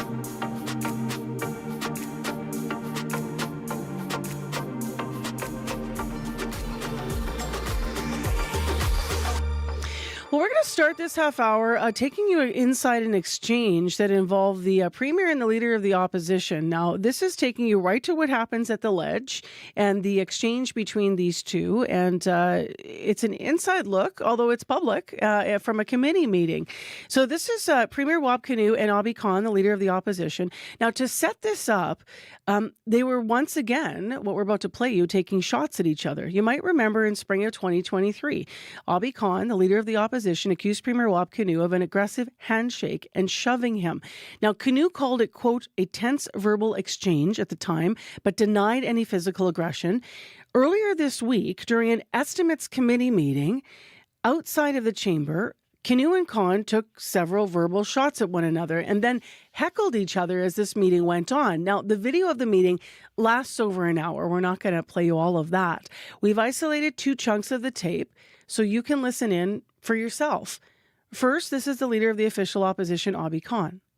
I hope Manitobans can hear the Premier heckling again, once again on the mic. Yeah, that's who he is. He's a bully.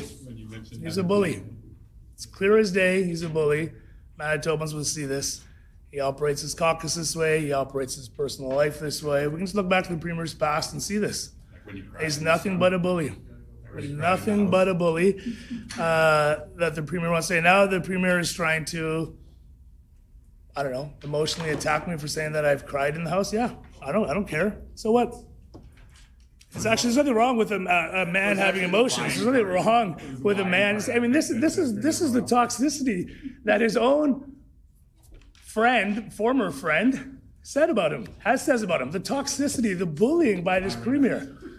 The member for Fort Garry said it over and over again that he's a bully. He's toxic. That's who he is. That's who he is. And he's trying to shame me here for saying that, yeah, I've cried in the chamber. So what? So what? And now he's calling me a liar? Saying crocodile tears? I mean, Manitobans are really going to see this Premier for who he is. And just 2 weeks on the job, I'm already under his skin, already in his head. Already he can see the wheels falling off the bus. And he wants to go on a report where I'm not mentioned in it, I'm not listed in it, and yet he wants to attack me for it. And it's embarrassing to see, they got the Minister of Justice here heckling. You got all these guys sitting on the other side that they think they can bully. They think they can intimidate. It's not going to work.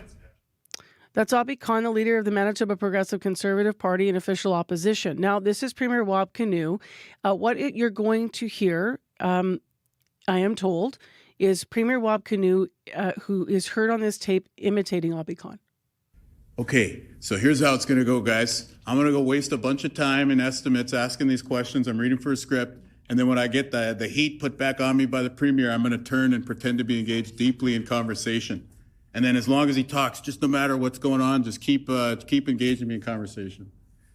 Seemed like a good strategy, I guess, when you're working it up in the PC caucus room. But I think today of all days, let's have a real discussion about issues that matter. You want to talk about the economy? Great. In order for contract law to be enforced, there needs to be a government with proper moral standing. The PCs destroyed their own ability through the landfill ads and the anti-trans ads. And the Manitobans rejected them. And then even after they lost power, what did they do? Well, very clear, painstaking detail. They violated the Caretaker Convention.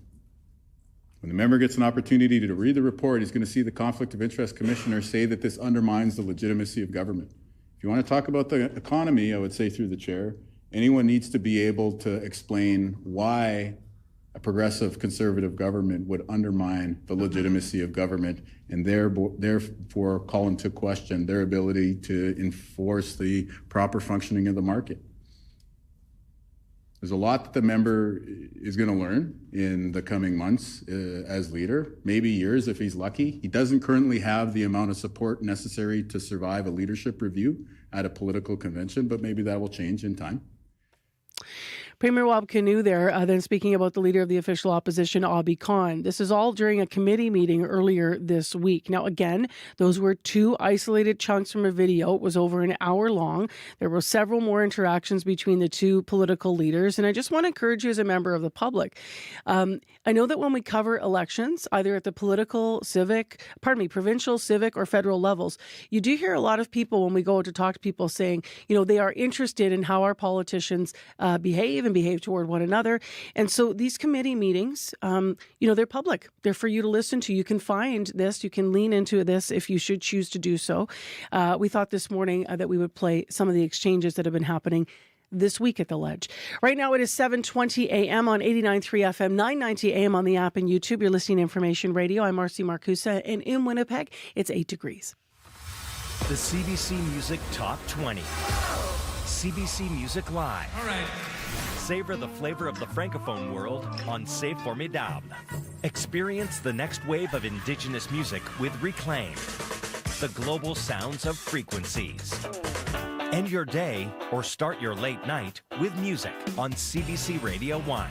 Weeknights at 11, 11:30 in Newfoundland, and on demand on CBC Listen. Let's play some music. It's Friday morning, and this morning we once again are going to the East Coast to hear a band that's called 2 Hours Traffic. They're out of Charlottetown, Prince Edward Island, and they actually split up in 2013, but then they reunited in 2018 to play some sort of scattered gigs. Now, though, they have their first album in over 10 years that is out. It's called I Never See You Anymore, and from it, this is Keep It Comin'.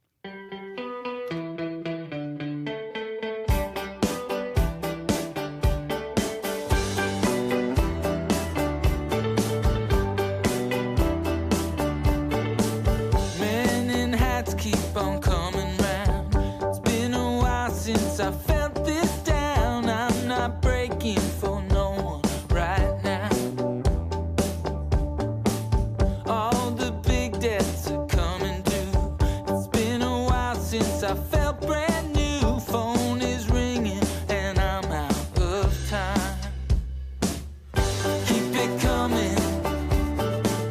I'm not running away.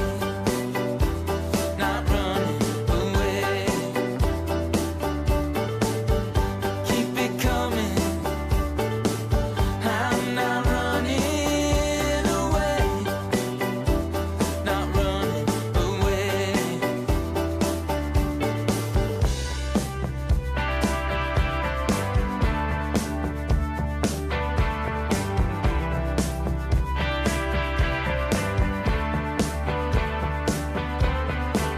Doors are locked and the blinds are down. I listen out for the slightest sound. I'm not breaking for no one right now. Keep it coming. I'm not running away. Not running away. Keep it coming. I'm not running away. Not running away. No matter what they throw, we'll face it like it ain't tough. No matter what comes up.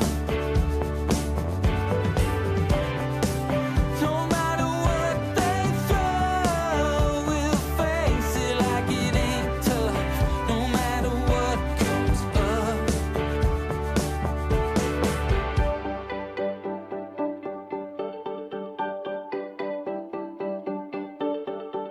Keep it coming. I'm not running. Keep it coming. I'm not running. Keep it coming. I'm not running away. Not running away. Keep it coming. I'm not running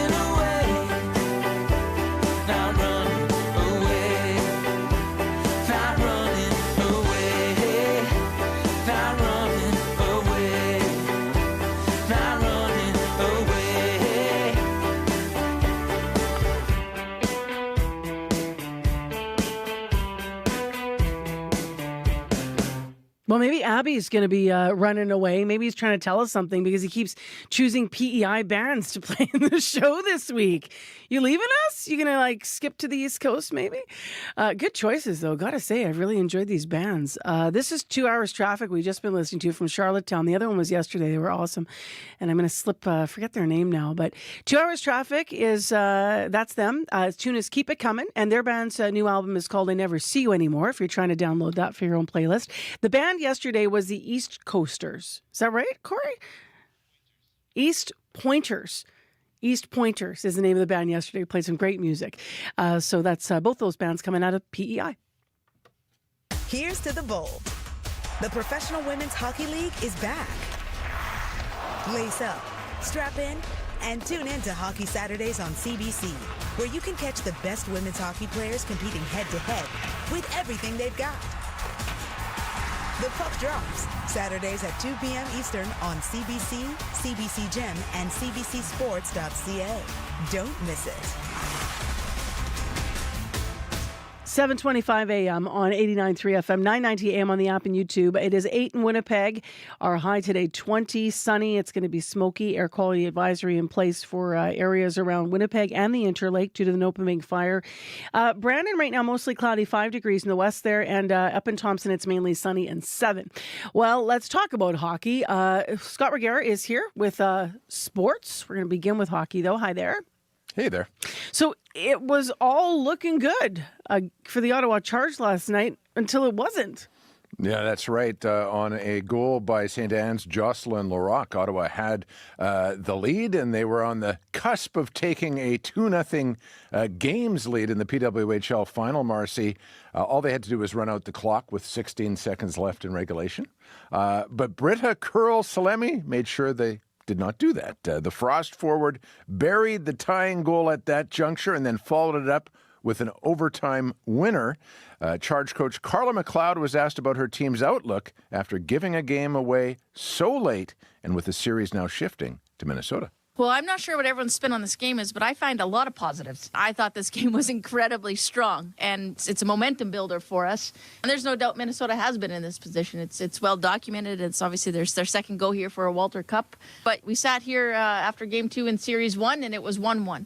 It's 1-1. So we just know we're in a hard-fought battle here, and that's what we signed up for. Nothing's going to be given to you. We'll just keep earning it. McLeod talking there about how Minnesota has trailed in and then come back to win in every playoff series they've been part of. So we'll see what happens. Game 2 goes tomorrow. Still with hockey, Nick Ehlers, the Jets forward, is over at the World Men's Championship and helped his native Denmark beat Canada yesterday. Ehlers had the tying goal in that game.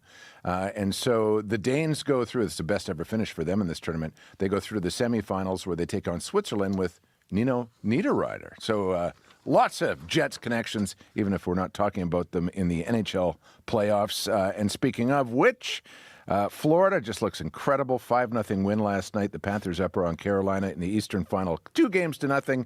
At Edmonton, Canada's last remaining hope. The Oilers will try to tie up their Western Final in Dallas tonight at 1 game apiece. All right, let's stay with hockey. Well, sort of.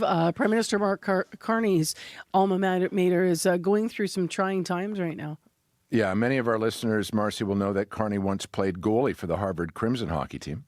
That university's sports clubs could be virtually wiped out by a Trump administration decision made yesterday. It would see Harvard become ineligible for international student visas. The decision is a part of an escalating fight premised by the administration's assertions that the school has failed to protect its Jewish students from anti-Semitism. Losing its international students would be a devastating blow to the school, which has the largest athletic program of any in the U.S. Massachusetts Governor Maura Healey, a Democrat who played basketball at Harvard, shared her thoughts. The ones benefiting from Donald Trump's misguided attacks are benefiting China. China is recruiting right now on our campuses all those students who had their offers rescinded. So for a president who is about America first, he's making us weaker, he's making us less competitive, and it breaks my heart.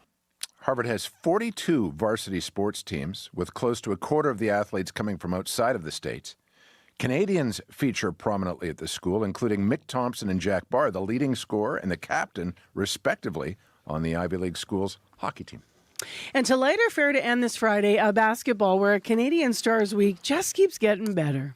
What a week. Wednesday, Shai Gilgeous-Alexander named the NBA's most valuable player, and then last night he gave us the latest reminder why 38 points for Shai as Oklahoma City beat Minnesota and took a 2-0 lead in the Western Final. Locally, lots to look forward to tonight, including basketball of the CEBL sort.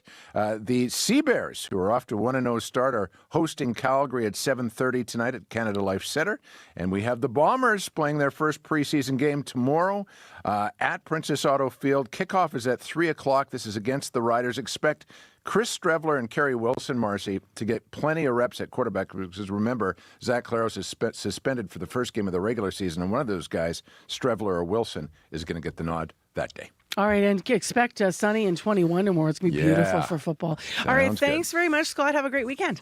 You too. That's Scott Reguer with CBC Morning Sports. Quick note in traffic here. Cumberland is closed between Hargrave and Carleton. Police cars are on scene right now. Still ahead, this spring, Broken Head Ojibwe Nation is excited to welcome its first Buffalo Calves in over 2 decades. We're going to hear more about that after your CBC Winnipeg News. This is CBC News. At 7:30, we're at 8 degrees with an air quality statement over downtown Winnipeg with hazy conditions. Good morning. I'm Matt Humphrey. A resident of the RM of Lac du Bonnet who lost his home to a wildfire says it's going to take years to rebuild. Brad Wood says about 18 properties near his home on Windigo Road were destroyed by the fire. Wood himself has worked as a firefighter for 30 years, but says he's never seen so much devastation. I'm still taken aback every time I see this absolute destruction. It does take a long time for the forest to come back. So for a lot of us that were dreaming of retiring here in the future, those aspirations may not come to fruition just strictly because the forest will never come back in that time. People began returning to the rural municipality on Wednesday. 28 properties there were destroyed by the fire, which is now being held. Canada's postal workers had planned to walk off the job this morning, but at least for the time being, that strike action is on hold, with the Postal Workers Union instead opting for a work to rule campaign and a countrywide halt to overtime work. Following talks late last night with the Crown Corporation, the union says this will limit delivery disruptions and lost days for its members. Canada Post says despite there being no full work stoppage, there could still be delays in service. The postal workers have been without a contract for close to a year and a half. Semis, farm vehicles, and more than 100 protesters lined up last night at one of Manitoba's most notorious intersections. Organizer Jordan Dixon says they're worried the province will turn the intersection of Highway 1 and Highway 5 into a restricted crossing U-turn, known as an R-cut. She says that'll be tough for drivers to navigate, and they're calling on the province to choose an overpass instead, or at least to widen the median. The most safest, next practical route would be the widening the median, so that way all the truck traffic and equipment traffic that comes through here can actually stop at the stop sign instead of a yield sign and actually fit within the median to stop safely. Safety at the intersection has been in the spotlight since 17 people died 2 years ago in a collision between a truck and a bus full of seniors.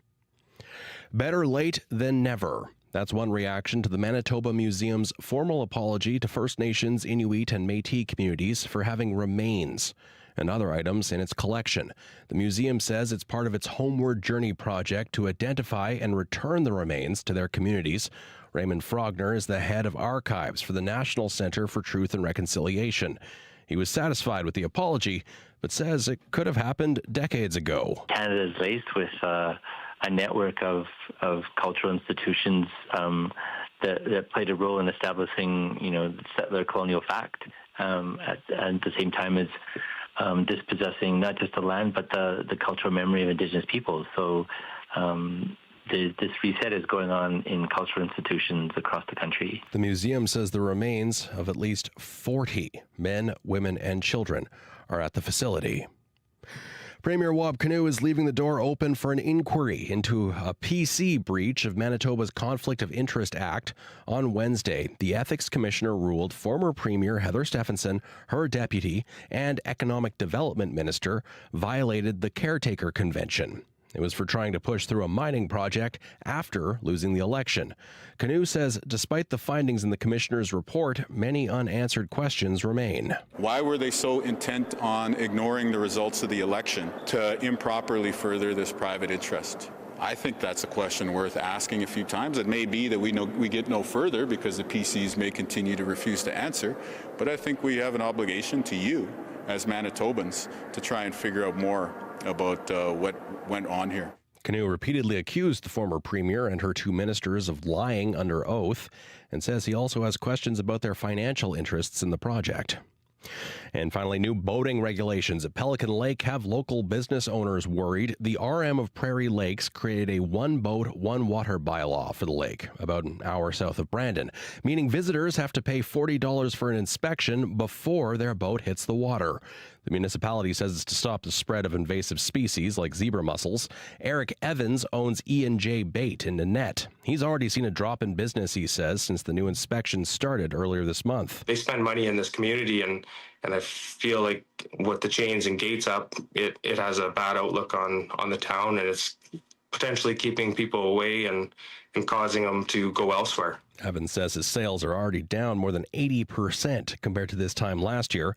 He wants to see a plan focusing on education instead of charging for lake access. And that's your CBC News from Winnipeg. All right, thanks, Matt. Back soon. Matt Humphrey in our news center this morning, live with our, news, imagine.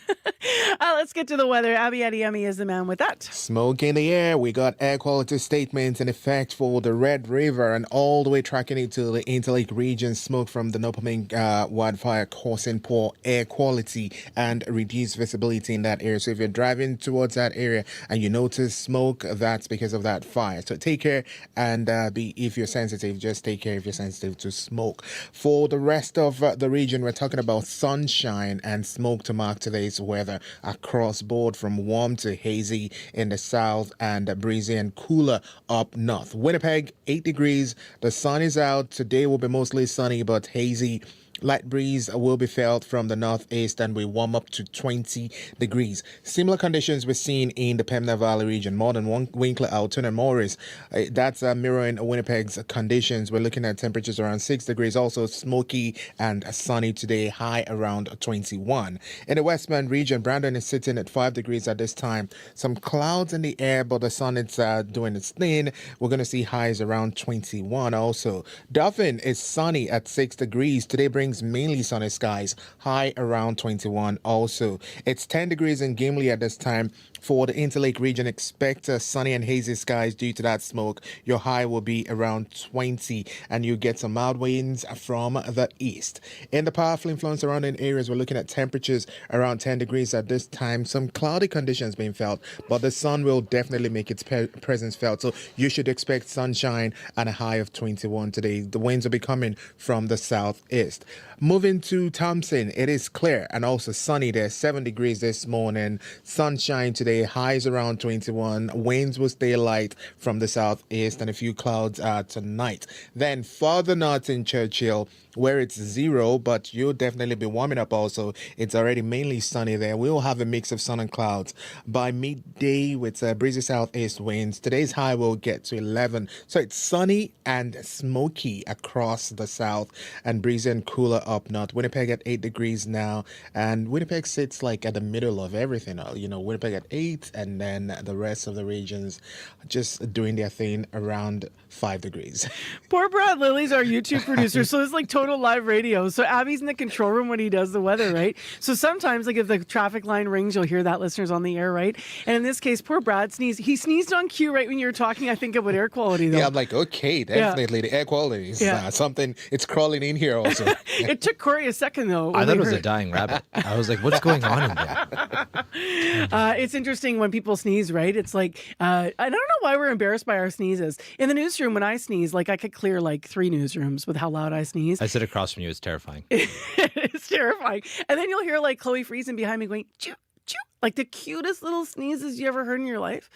Yeah. So however you sneeze, that could be a great call-in, a great listener line. Hearing people's sneezes. Mine, I try to like hold it in, and it looks like my brain wants to pop because I don't want to bother people around me. I'm bad. I just let it go. I don't know. I don't know if it'd be a great listener line, but I doesn't doubt want that. But we'll make you edit it. We'll make I've you go been known through as a dad sneezer. Since I became a dad, my What is that? sneeze What's has a dad gotten my sneezer? sneeze has just gotten like twice as loud. Like it's like it just like my like everyone in the house jumps. Like you should see my baby just like, oh my gosh, like is everything okay, Dad? All right, Dad, what's going on in the commute? Yeah, got a call from Jamie, and then we've a colleague of ours, Justin, is actually at the scene there. Just sent some pictures back. So eastbound Cumberland between Carleton and Hargrave closed, and actually it's taped off right now. There are police cars on scene still. We don't know exactly why, but that's what's going on there. As well as a reminder, starting today at 9 a.m., so just under an hour and a half or so, Louise Bridge is going to be closed until Monday at 8 p.m. for construction and maintenance. So heads up there if that's part of your commute. That's going to be a problem on the way home today in particular, I imagine. If you see anything else, though, going on, give me a call on the CBC commuter line. That number, 204-788-3093. Well, next on the show, let's get to something special that has been a long time coming. It's been over 2 decades since Broken Head Ojibwe Nation had a buffalo herd, but that changed in December. Now, this calving season, the community is welcoming some new hoof neighbors. So far, 11 healthy calves have been born in the community. Now, there's more on the way, which has created quite a stir. The arrival of the buffalo has brought excitement to the First Nation, and many members are reflecting on the last time there were buffalo in the community. CBC's Sid Sundance Horshig went out to Broken Head Buffalo Ranch to learn more. And just a note, when you're about to hear and watch this on YouTube, the community uses the terms buffalo and bison interchangeably. I'm Gordon Blue Sky. I'm the chief of the Broken Head Ojibwe Nation. It's about a year and a half ago, I'd say roughly a couple summers ago, we had a meeting at the Assembly of First Nations, but it was in Ottawa where I had a meeting with Chief Neepanak, and he had introduced me to Chief Lynn Akus from Zagame First Nation. And at that time, Chief Akus was looking for a First Nation to partner on in regards to having the Buffalo Treaty, and her responsibility under the Buffalo Treaty was to transfer a new herd to another First Nation. And at that time, we were just having conversations around the council table about bringing buffalo back. And again, I just feel like the timing was perfect. My name is Alan Hucklick. I'm also known as Sam, and I'm one of the band counselors here within the community. With this opportunity, like we say, we were fortunate or whatever to get these particular animals that we have. We had 20 cows and 2 bulls, no calves. Cows came pregnant, and it was within the form of a buffalo treaty. So these were gifted to us to look after, and we're going to pass it forward in a few years, whatever, to another community to start off. This was really exciting, whatever, for myself, because number one, I was part of it, whatever, back in the 90s, and seeing it coming back was, I think, giving us a second opportunity, a real big opportunity to have the bison here within the community. You know, as you can see along the line here, where we're standing, you can see the remnants of our old herd. And at that time, you know, again, you know, we introduced the buffalo mid-late 90s to the community. And at that time, the community had they really liked having the buffalo and the bison here in the community. And so that was one of the things that I always noticed when I came back home in '95. I remember when the buffalo came here, and I missed them as much as everyone else did. It was like, we miss having our buffalo here. Herd was dispersed. We had issues with regards to, I guess, looking after the herd at that time. So this is a great opportunity to do it the second time. My name is Jeremy Chartrand-Casius, and I'm a ranch manager, and I do everything here. It's beautiful, honestly, just to watch them because, well, they're babies, you know. I've personally never seen baby bison before. I haven't even really seen them too much when we did have them. Just watching them interact with each other too, it's interesting. As soon as they drop from the mother, they they can actually stand up and they can pretty well run right from birth. So they're born pretty strong. The first thing they do is, of course, they get their milk and just follow their mothers around pretty much. We can bring children down here to understand and get the teachings of buffalo firsthand. It's really good just to watch and to learn from the buffalo itself. And, you know, of course, these buffalo are just going to grow. And then what I'm hoping to see is that the opportunities just grow with it. Carl Smith, Broken Head Ojibwe Nation. I really think that's a great step for us to reintroduce again and maybe have a different outlook how to care for them. Not just for the value of the dollar, now it's the value of the respect and spirituality of the animal, and hopefully it helps our community grow a little stronger. Like I say, the kids need to know that thing, right? That's part of the land-based teaching. Like when you think about communities and the push is for land-based now, and the animals are part of the land-based. Just for the food and supporting us, but it's there for the spiritual connection between the Creator and all things, right?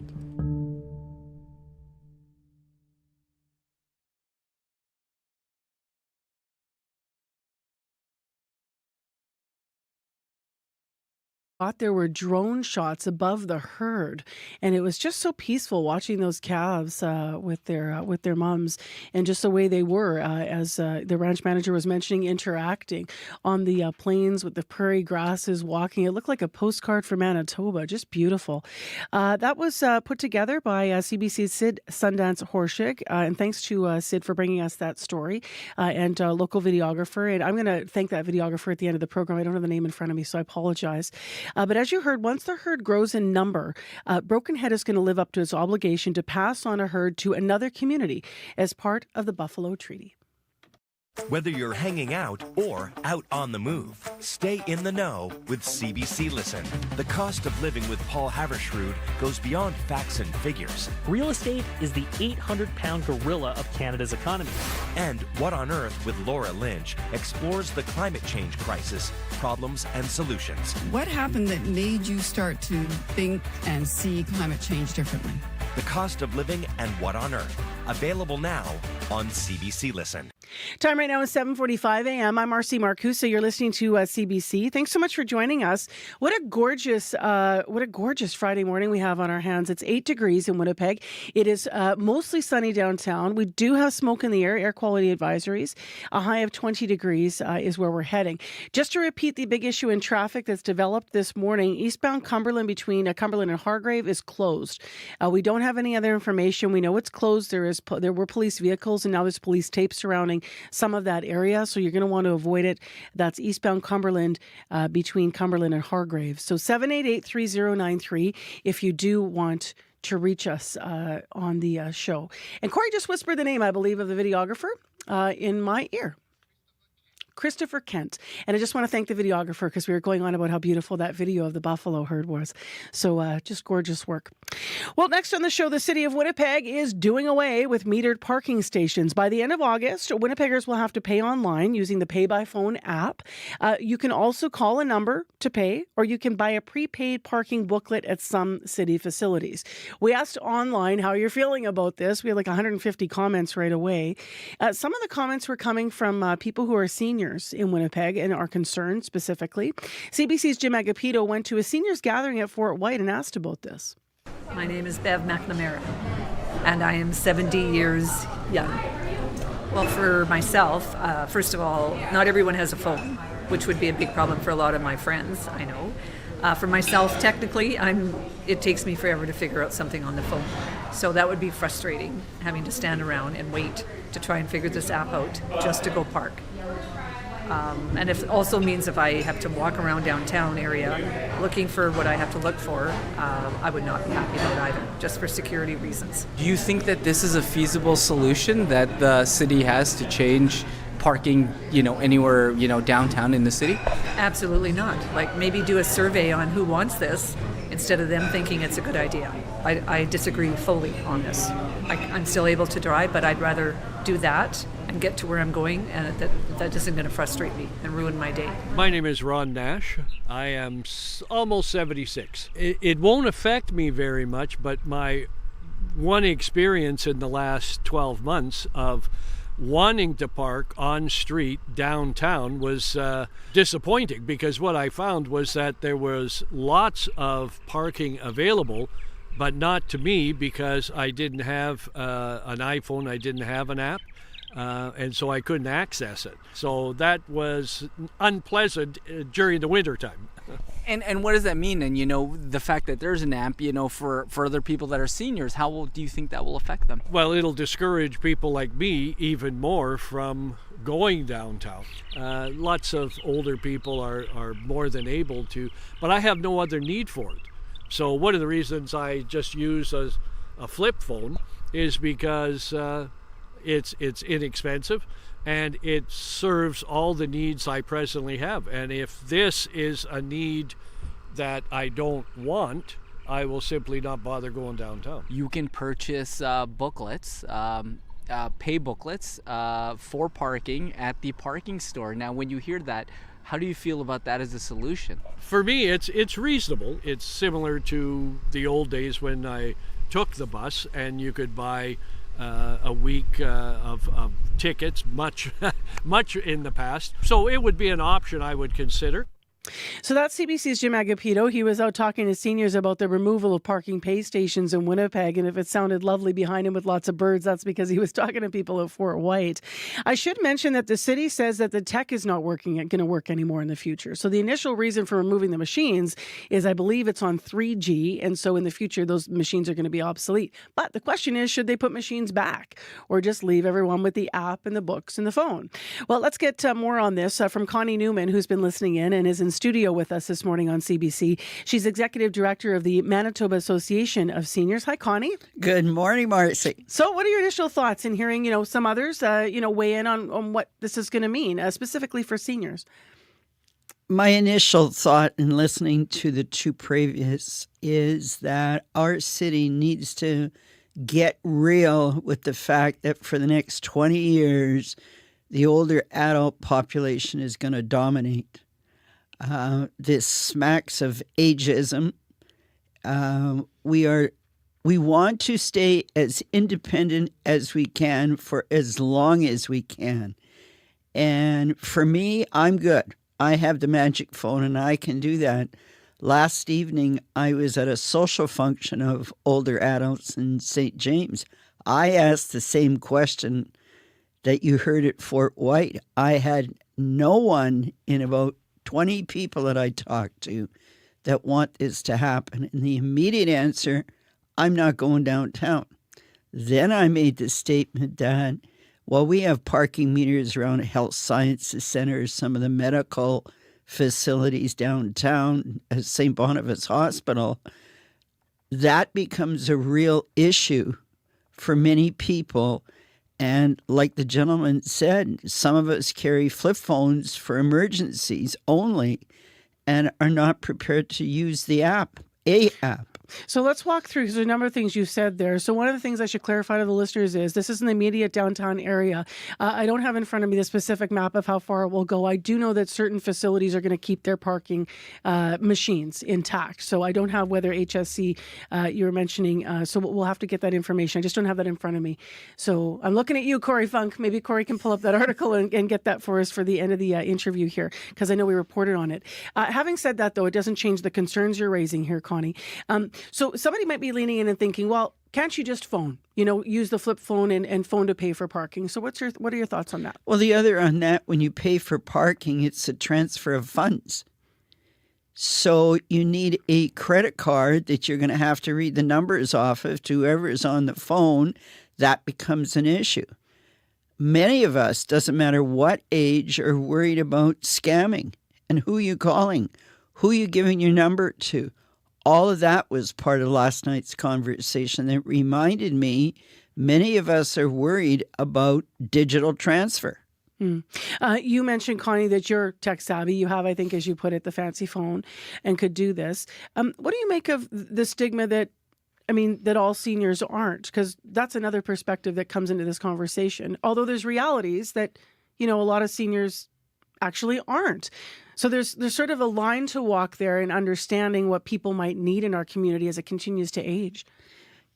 as we continue to age, the body doesn't do what the body wanted it to do, including our mind. There are many of our older adults and some younger who are on the Alzheimer's path, and your brain doesn't do. So the moment you put a digital device in front of them, that becomes an issue. Every now and then I think to myself, is this app working the way it should be working? Then I go to that hacking aspect, scamming aspect. So all of that mixes in as we age. Last night, when people were talking about that sentiment, and we heard it from the folks at Fort White, or one of the people that Jim talked to there, that they would avoid the downtown, they wouldn't bother anymore. Can we lean into that for a minute and sort of what that might be about, in terms of people saying that this would maybe be a reason not to go downtown? When I think about the Centennial Concert Hall, there are parking spaces around downtown. That's what I call downtown. I need to think twice. I have the app. I have a friend that comes with me often. She and his cell phone just don't work together. She's a bit older than I am. So when I think about that, there are businesses downtown in the Exchange. I've been to them. Many of us will not go. I asked the question last night of one of the staff at the St. James 55 Plus. 25% of older adults that participate in programs, she figured, don't have cell phones. That immediately tells me that number's not going to change for a while.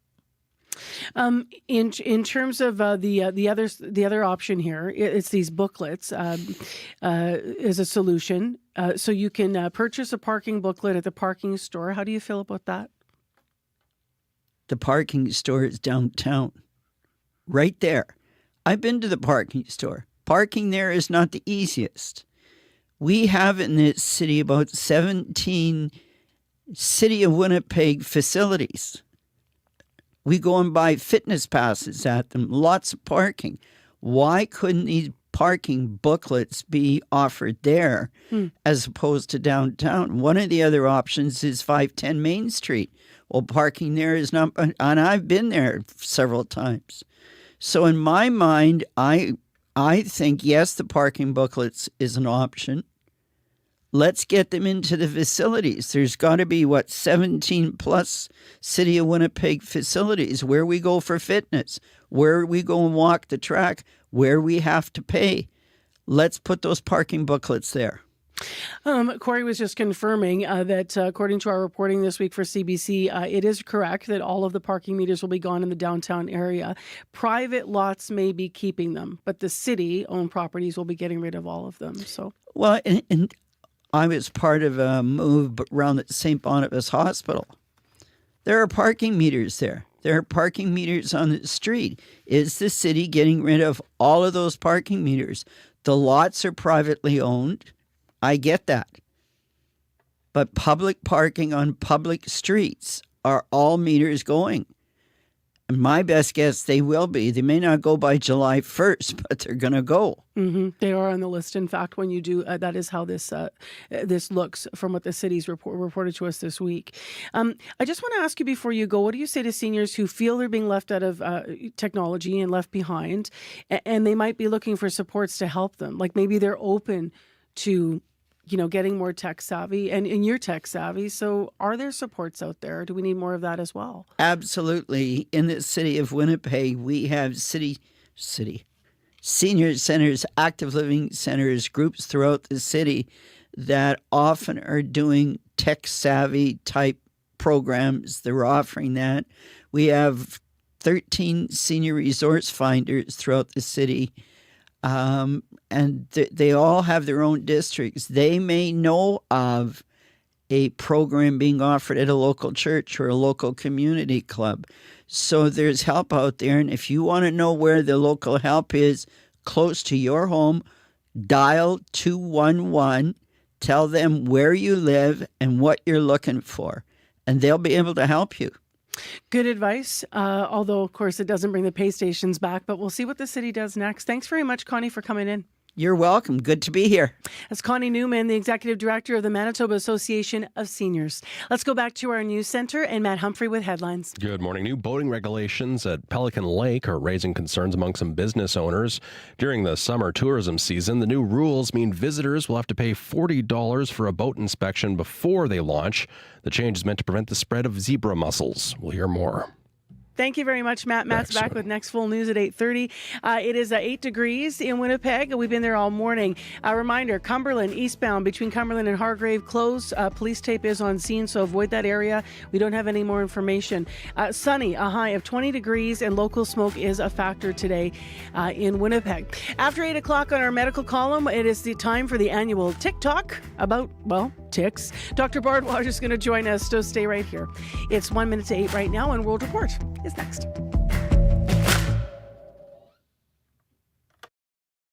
Today on Q with Tom Power. Michelle Zauner had everything she'd ever wanted. A best-selling book, a multi-Grammy-nominated album with her band Japanese Breakfast. But this success came with a lot of unexpected costs. Michelle is going to tell you about that time and how it led to her new album. That's coming up on Q, followed by Commotion with Elamine Abdel Mahmoud on CBC Radio 1, the CBC Listen app, and everywhere you get your podcasts. The CBC News is next. Coming up in half an hour, it's The Current with Matt Galloway. It has been 5 years since the murder of George Floyd. There was a reckoning on race that followed, but many activists in the United States worry that the climate has now shifted and that Donald Trump is turning back the clock on racial justice. What's coming up on The Current? This is World Report. Good morning, I'm John Northcott. We begin with the latest on Canada Post. The corporation and union representing its 55,000 workers still have not reached an agreement. But postal service will continue in Canada for now, although there may be delays. The union says its members will refuse to work overtime while negotiators review the latest contract offer. Nisha Patel reports. Canada Post employees will not walk off the job. Instead, the union has announced 55,000 postal workers will be refusing to work overtime. Carriers will have to return to the depot and drop their mail off after 8 hours, even if they haven't completed their routes. The union said it made the decision to minimize disruptions to the public, while warning additional strike actions could still take place in the future. Canada Post says it continues to operate, though customers may experience some delays. This development comes after the two sides met briefly last night at the request of the union, but the talks broke off without making progress. The union says it's still reviewing the latest contract offer. Canada Post is offering a 13.5% pay bump over 4 years, while the union is looking for a 19% pay raise. The Crown Corporation also wants to hire more part-time staff so it can extend parcel delivery to the weekends. The union is concerned that will lead to an erosion of full-time jobs. Nisha Patel, CBC News, Toronto. Donald Trump is warning Apple it will face steep tariffs on iPhones not made in the U.S. This comes as the tech giant is shifting production from China to India to try to sidestep Trump's duties against Beijing. CBC business reporter Scott Peterson is following the story. Scott, what is Trump threatening? To summarize what he said on Truth Social, he wants all the iPhones, if they're sold in the U.S., to be built in the U.S. This is the worst possible case scenario as a CEO. You go to bed at night, you wake up in the morning, you find the U.S. president has posted about your company. Apple, for their part, have promised $500 billion in research and to create jobs and things, but their manufacturing is still in China. They're trying to transition to India, but they've been doing everything they could to avoid the pinpoint and the laser focus of Donald Trump, but they've been unsuccessful clearly in his post this morning. So now the question is this going to punish a very successful U.S. company that's taking advantage of lower labor costs overseas, or is this potentially going to hand over more business to a Chinese upstart that are very eager to take Apple's product and Apple's market share? And so there's a lot of worry about this, and there's a lot of surprise at this tweet overnight. Speaking of surprises, Trump also targeting the European Union with steep across-the-board tariffs. Why this? Why now? once again, a question for everyone as far as why is the U.S. president waking up so early and making these statements on Truth Social?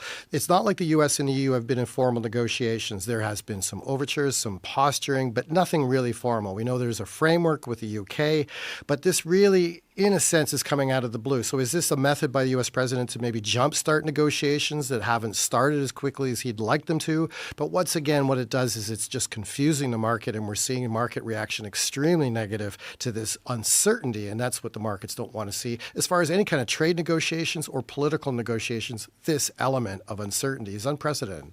Scott Peterson joining us in studio. Thank you, Scott. Thanks, John. The U.S. Ambassador to Canada, Pete Hoekstra, says he will be paying attention when the King delivers the throne speech next Tuesday. Because it is the platform of the ruling party. Okay, so we will be looking at the content. We're thrilled that the King will be here. If there's a message in there, there's easier ways to send messages. He told CBC Radio's The House that Prime Minister Mark Carney can pick up the phone and call him or call U.S. President Donald Trump at any time. He also downplayed Trump's threats to Canada's sovereignty. The 51st state, it's over. Move on.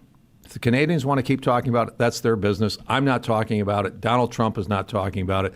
We've got too much on our plate. The full interview airs tomorrow morning on The House at 9 a.m. on CBC Radio 1. In Ottawa, critics are asking the federal government, where is the Foreign Agent Registry?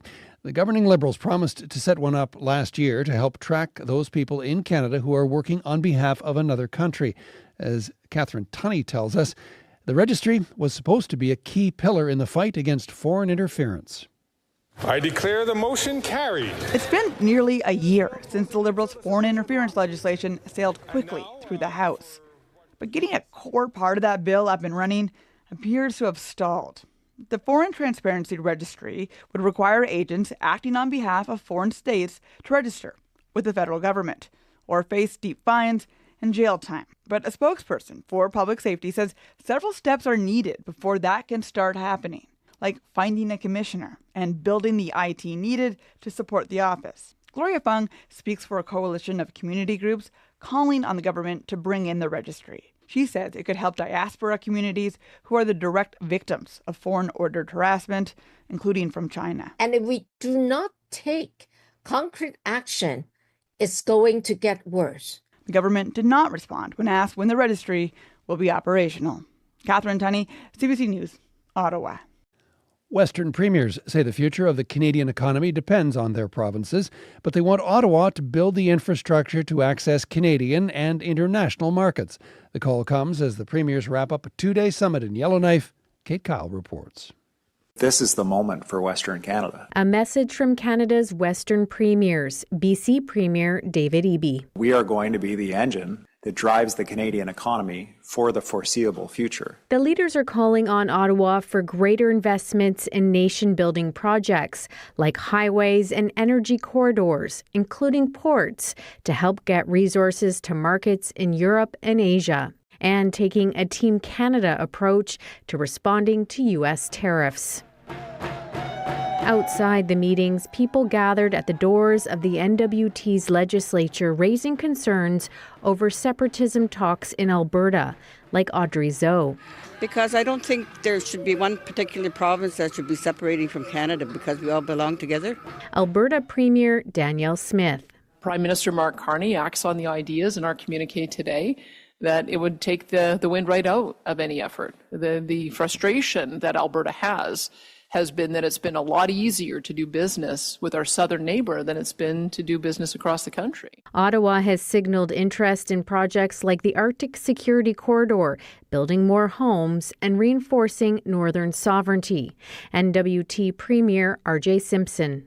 And now we just need the federal government to step up and for the Prime Minister to really do what he said he's going to do. He's saying all the right things. Their next opportunity will be in Saskatoon when all Canadian premiers will meet with the Prime Minister in just under 2 weeks. Kate Kyle, CBC News, Yellowknife.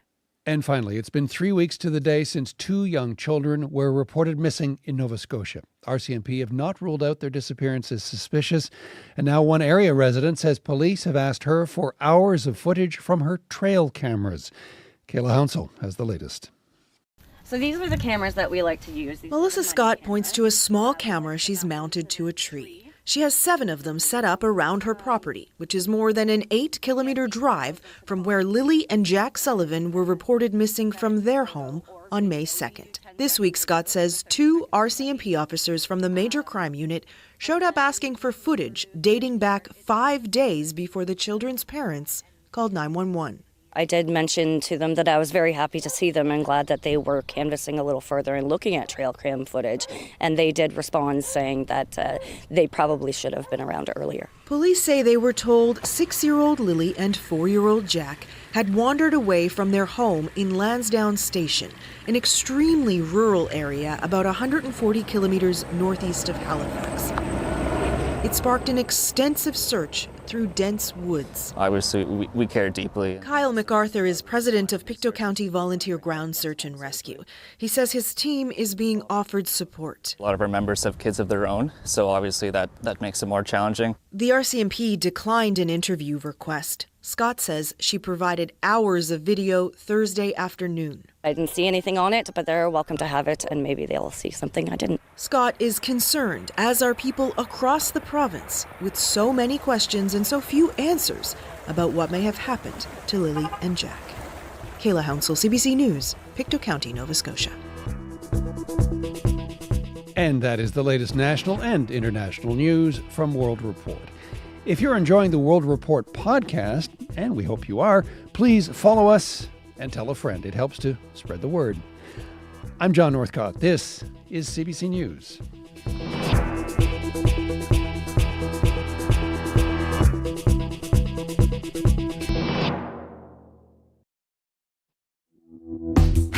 Good morning, Manitoba. It is Friday morning, and wow, it feels lovely in downtown Winnipeg. Lots of sunshine, and we're heading for a high of 20. Thanks for joining us on Information Radio. I'm Marcy Marcusa. You're on CBC 89.3 FM, 990 AM on the app and on YouTube. Well, we're heading into a weekend. You might be out and about. We're going to have our annual TikTok about ticks on our medical column, so stay tuned. In addition, we are going to turn our attention to a story that started developing yesterday. You might have heard in the news.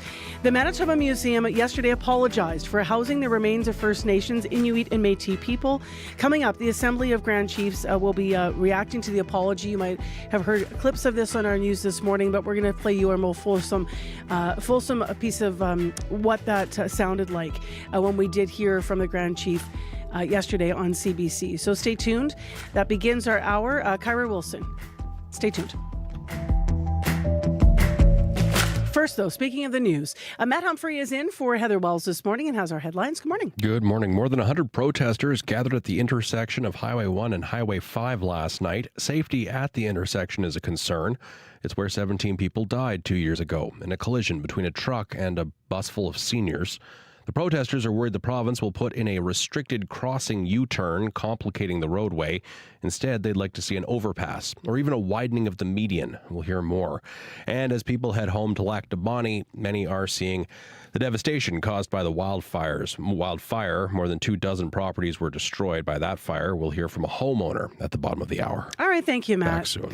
And pardon me, because I misspoke there. Kyra Wilson is the Grand Chief of the Assembly of Manitoba Chiefs. I had said the Assembly of Grand Chiefs.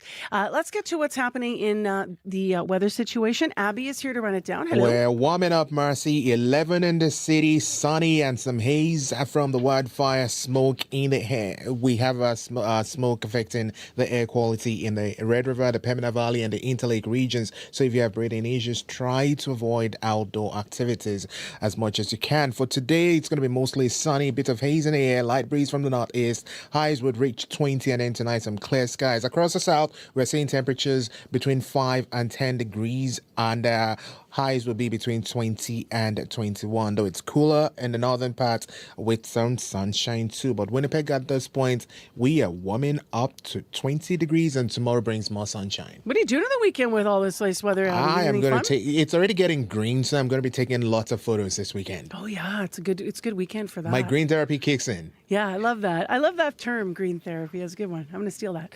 Okay, let's get into what's happening on the morning commute. We do have a couple issues, actually, Corey. Yes, all morning Cumberland between Hargrave and Carleton has been closed, taped off. Police cars are on scene. We don't know anything else besides that, but you do want to avoid that area if you're heading that way this morning. Other than that, another reminder that in about 45 minutes or so, Louise Bridge is going to be closed for construction and maintenance both ways until Monday at 8 p.m. So 9 a.m. today until 8 p.m. on Monday. It's closed for construction and maintenance. That's the Louise Bridge. If you see anything else though going on, give me a call on the CBC commuter line if you're walking, biking, driving. Let me know what you're seeing out there. That number, 204-788-3093.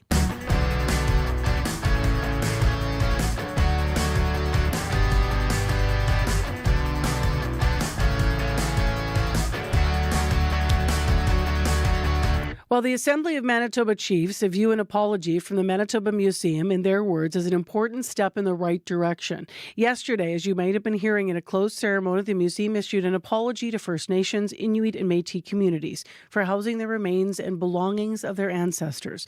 It has held these ancestral items in the museum for several decades, in fact. But in 2022, with the guidance of AMC alongside other Indigenous leadership, the museum began the process of returning the items to their respective communities. Grand Chief Kyra Wilson wasn't in attendance at the apology ceremony yesterday, but elders and knowledge keepers went on behalf of AMC. Following the news, CBC spoke with Chief Wilson, and she shared what this apology means to her. I just think about the acknowledgement, right? The truth that, we carry as First Nations, and how, our histories, how we're so, I guess, deep-rooted in a number of different institutions, such as like a museum. We need to ensure that, we're talking about the realities of First Nations and how, we've been impacted by the storage of, I guess, sacred items or artifacts or anything belonging to First Nations. We need to ensure that, that acknowledgement is there. And so it's pretty significant today that, the institution, like such as the museum, is apologizing for that fact, because we know with museums there's such a deep-rooted history in terms of storing of belongings that, are a part of our histories as First Nations people. And you talk about that deep-rooted history, and it's not only the Manitoba Museum, something we've seen across other areas, and these rematriation efforts that we've seen, some of them are a lot further along than this one. What do you think about how long it took to get to this point? Well, I know that there have been many leaders before, even myself, where they have been talking about, this issue, and, without the work of all of our leadership, we wouldn't be here today. And so I acknowledge all of our past leadership, but also, I understand that, there are many institutions like the Manitoba Museum that are storing, different items that do belong to First Nations communities.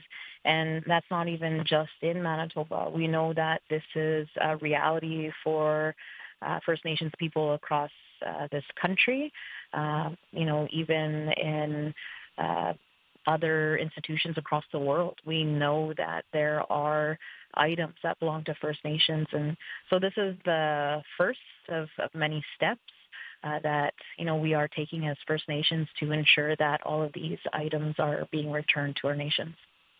I guess what I will say is that, the history of First Nations, we are the first peoples of this land, and when we talk about like the history of our nations, our families, that includes the artifacts, but also includes like our people. And when you talk about remains that are being stored in an institution, it's hurtful to hear about that. And I'm grateful that this is happening today. Like we've received the apology, and now we're working on next steps. But it's still very hurtful to know that we've had some of our people and artifacts that have been, stored in institutions for generations, and so I'm grateful that we are moving forward, but of course we need to sit in ceremony with our nation, sit in ceremony with our elders, our knowledge keepers, and we need to figure out a way in how these institutions are going to give back to our nations. And of course it's the return of our nation's identities, I guess you could say, but I think that there needs to be a bit more than an apology. Like we are seeing action, and we'll continue to see action, and that's what I'm looking forward to, is what are those further actions going to be. That was Assembly of Manitoba Chiefs Grand Chief Kyra Wilson in conversation with the CBC's Caitlin Gowerlich. Breaking tonight. Every day. The tariffs are very good. They're very powerful. Canadians are always ready when someone else drops the gloves. We bring context to chaos. What are the consequences of this action? We must retaliate. In our own backyard. Come on. Plane crash. And beyond our borders. It's the scene of an airstrike. You're gambling with World War III. Negotiations are ongoing. From the source you can trust. It's time to dig deeper into the story. The National, Canada's newscast. Tonight on CBC. 8:19 is the time right now, and it is time for our annual TikTok with Dr. Raj Bhardwaj. Good morning. It is time to talk about ticks. Of course, they can lead to some disease. What are the factors that come together that make this a timely discussion in your mind? Yeah, Marcy, I mean, this is the time when we're spending more time outdoors, and we're also in the environment where ticks live. And just like us, ticks are getting more active at this time of year, and there's more arriving in Canada as they hop off birds and other animals that are migrating north. But it's important to remember that ticks are active anytime the temperature is consistently above freezing, anytime the ground isn't covered with snow. So from now all the way until, the snow starts to fall and the weather gets cold in the other end of the year. Remember, not all ticks carry disease, but some ticks can for sure. Lyme disease is the big one. We don't like Lyme. We don't want Lyme. So I'm a big proponent of prevention rather than having to go down the road of, could this be Lyme? I pulled a tick off me. Was it the right kind of tick? Like all that anxiety and real worry that comes with diagnosis and treatment and stuff. It's just way better for everyone if they don't get exposed to an infectious disease in the first place. And then from a purely selfish point of view, I don't like bugs.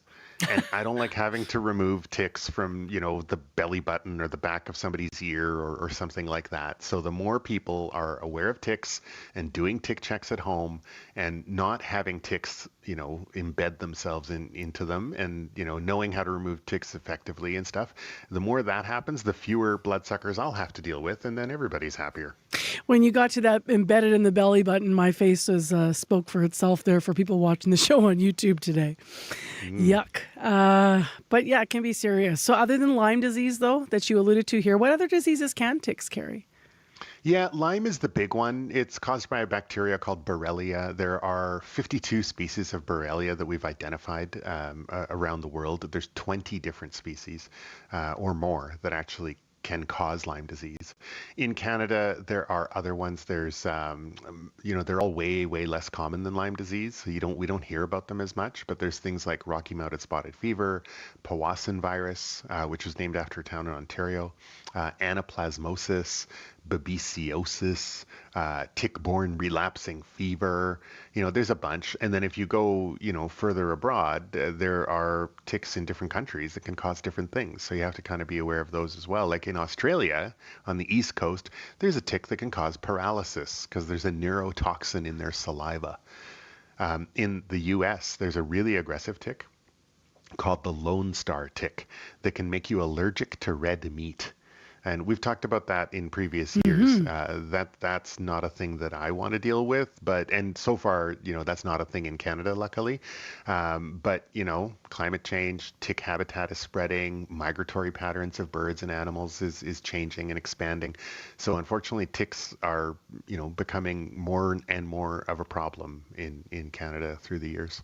Is every tick bite a risk, at least, for transmitting disease? No, not at all. I mean, most of the time it's just I've got a bug on me, but most of the time it's not about, infectious disease. It depends on the kind of tick. Only some species of ticks can get infected with different kinds of germs.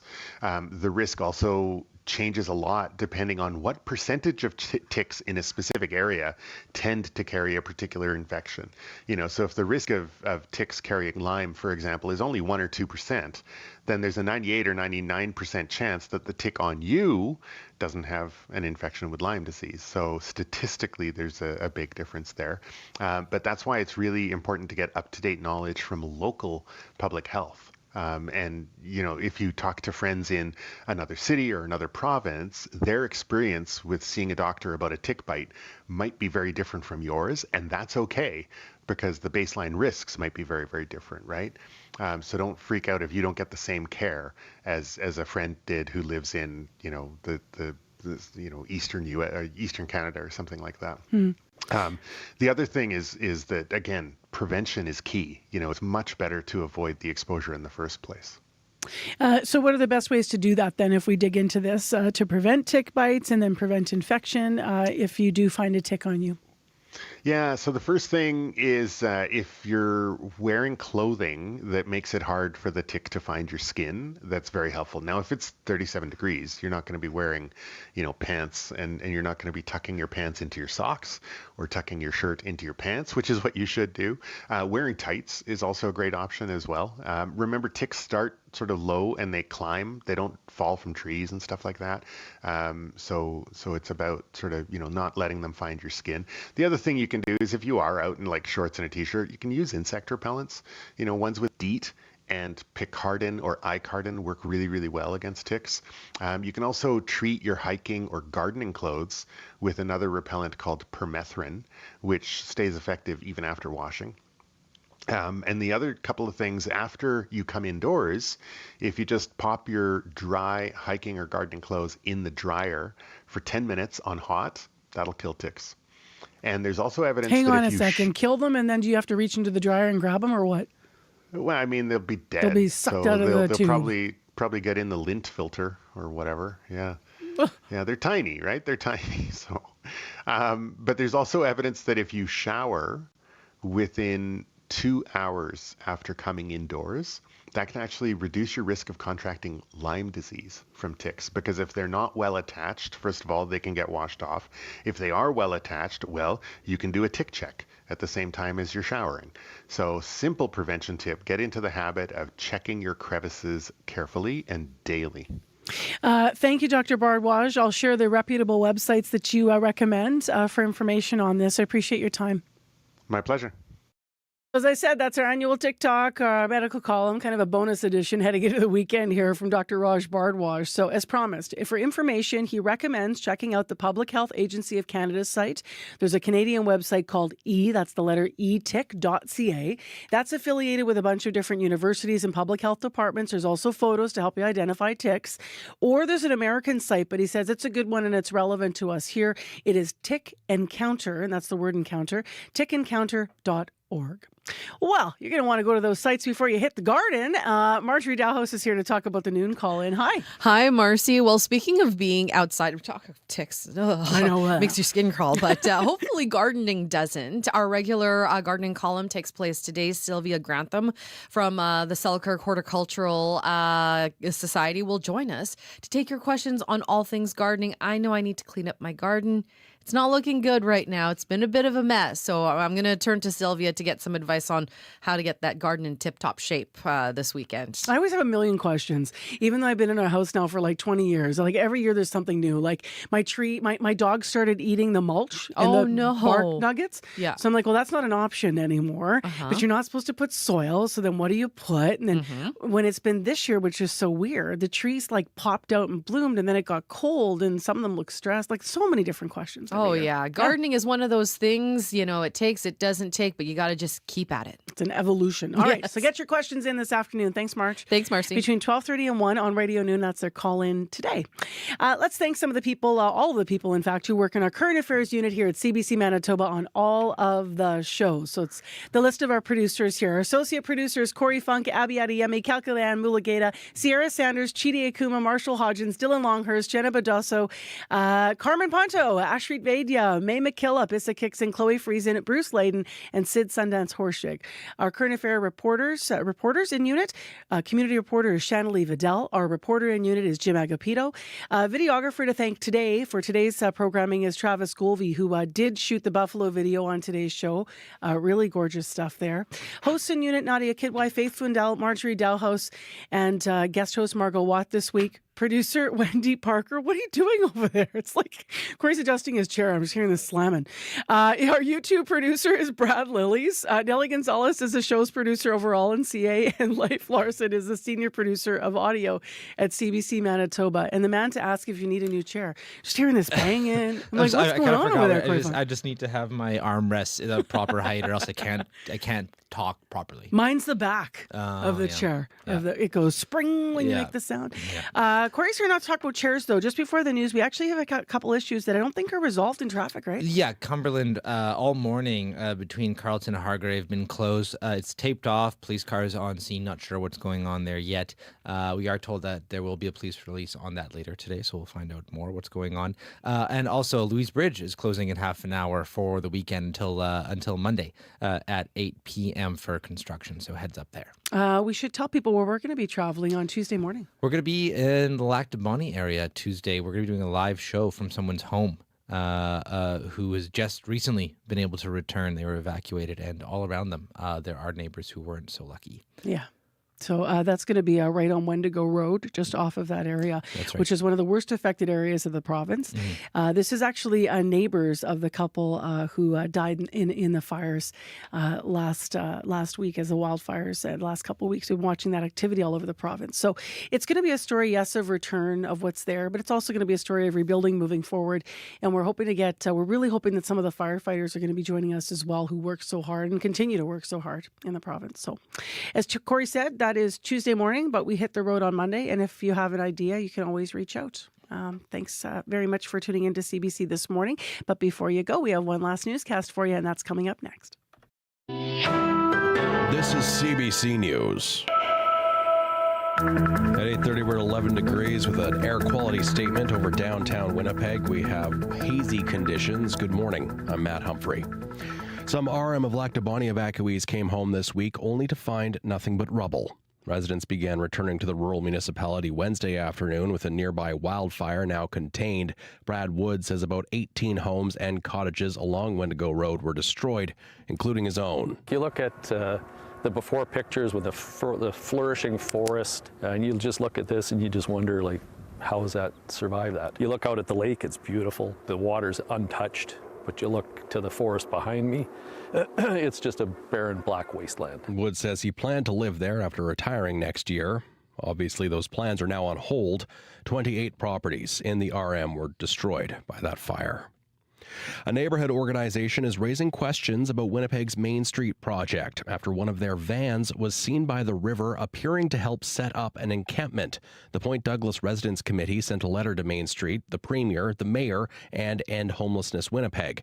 It says on Tuesday a neighbor saw a Main Street van drop off people at the waterfront with a tent, tarp, suitcases, and supplies at an area where Point Douglas residents had just cleaned up an abandoned encampment. Main Street Project is a partner in the provincial government's initiative to dismantle encampments. An agency spokesperson says the Point Douglas Residents Committee has been invited to meet in person to better understand their concerns.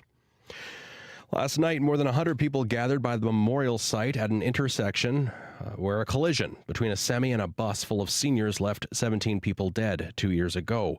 They're calling on the province to make the intersection of Highway 1 and 5 safer by building an overpass or by widening the median. Carberry area farmer Neil Adrianson says he's worried the province will opt to build a restricted crossing U-turn instead, also known as an R-cut. He's already planning a new route if the R-cut's put in. No, I've already got a plan. Like I live south and to the west, I'm coming back roads. I am not taking a chance on a foggy morning trying to merge across 3 lanes and then have to turn around and do it again on the other side. That's bizarre. An engagement report on the future of the intersection is expected to be released this summer.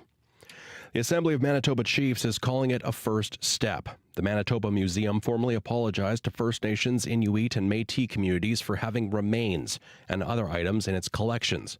Officials say there are at least 40 ancestors at the facility who were men, women, and children. AMC Grand Chief Kyra Wilson says this has not only happened in Canada, but around the world. It's still very hurtful to know that we've had some of our people and artifacts that have been, stored in institutions for generations, and so I'm grateful that we are moving forward. The museum says it's part of what it calls its Homeward Journey project. It'll now work to identify and return the remains to their communities. Premier Wab Kinew says his government may look to increase sanctions for future breaches of the Caretaker Convention. This comes in the wake of the Ethics Commissioner's report on an attempt by the former PC government to push through a mining project after losing the election. On Wednesday, the commissioner ruled the former PC premier, her deputy, and economic development minister violated Manitoba's Conflict of Interest Act. Kinew says he still has a lot of questions. What was so urgent? That's one of the big unanswered questions. The whole question of intent is one big thing. Everyone from SIO to the people who did wrong themselves admit to the commissioner that there was no urgency here. Kinew says unanswered questions deserve an inquiry of some kind. And finally, boaters will be paying to cast a line in Pelican Lake this year. The RM of Prairie Lakes has launched a new One Lake, One Watercraft bylaw for the summer. Visitors to the lake, about an hour south of Brandon, must pay for a $40 inspection before they can launch. Residents can buy a sticker indicating Pelican Lake is the only water their boats have been on. Reeve Darren Seymour says the rules prevent the spread of zebra mussels. Don't want to deter travel, so we are going to have to monitor that. But if we were to contract AIS, that would be detrimental to our businesses as well, and it would be detrimental to the ratepayers around the lake who own the cottages. Seymour says the municipality is hoping for provincial funding for its prevention program. And that's your CBC News from Winnipeg. Thanks, Matt. Thanks for the morning, Mars. You as well. Have a great weekend. That is Matt Humphrey. Thanks to him and Megan Ketcherson and Aaron Broman, who have been live in our news department this morning.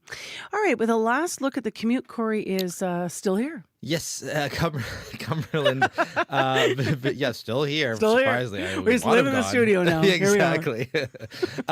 Cumberland between Carleton and Hargrave been closed all morning. It's taped off. Police are on scene. So not sure what the issue is there, but we'll find out probably later today. As well, keep an eye out on Louise Bridge because it's going to be closed at 9 a.m. today until 8 p.m. on Monday for construction and maintenance. That's Louise Bridge both ways. Have a good weekend. Yeah, you too. All right, let's check in with Abby one more time on our weather here. Down south, we're going to see temperatures climb to 21 degrees in most of the regions today, while up north, we should be around 11 degrees. Also, some regions will see 21 in the north. And then from Monday next week, we'll start seeing 25 to 28.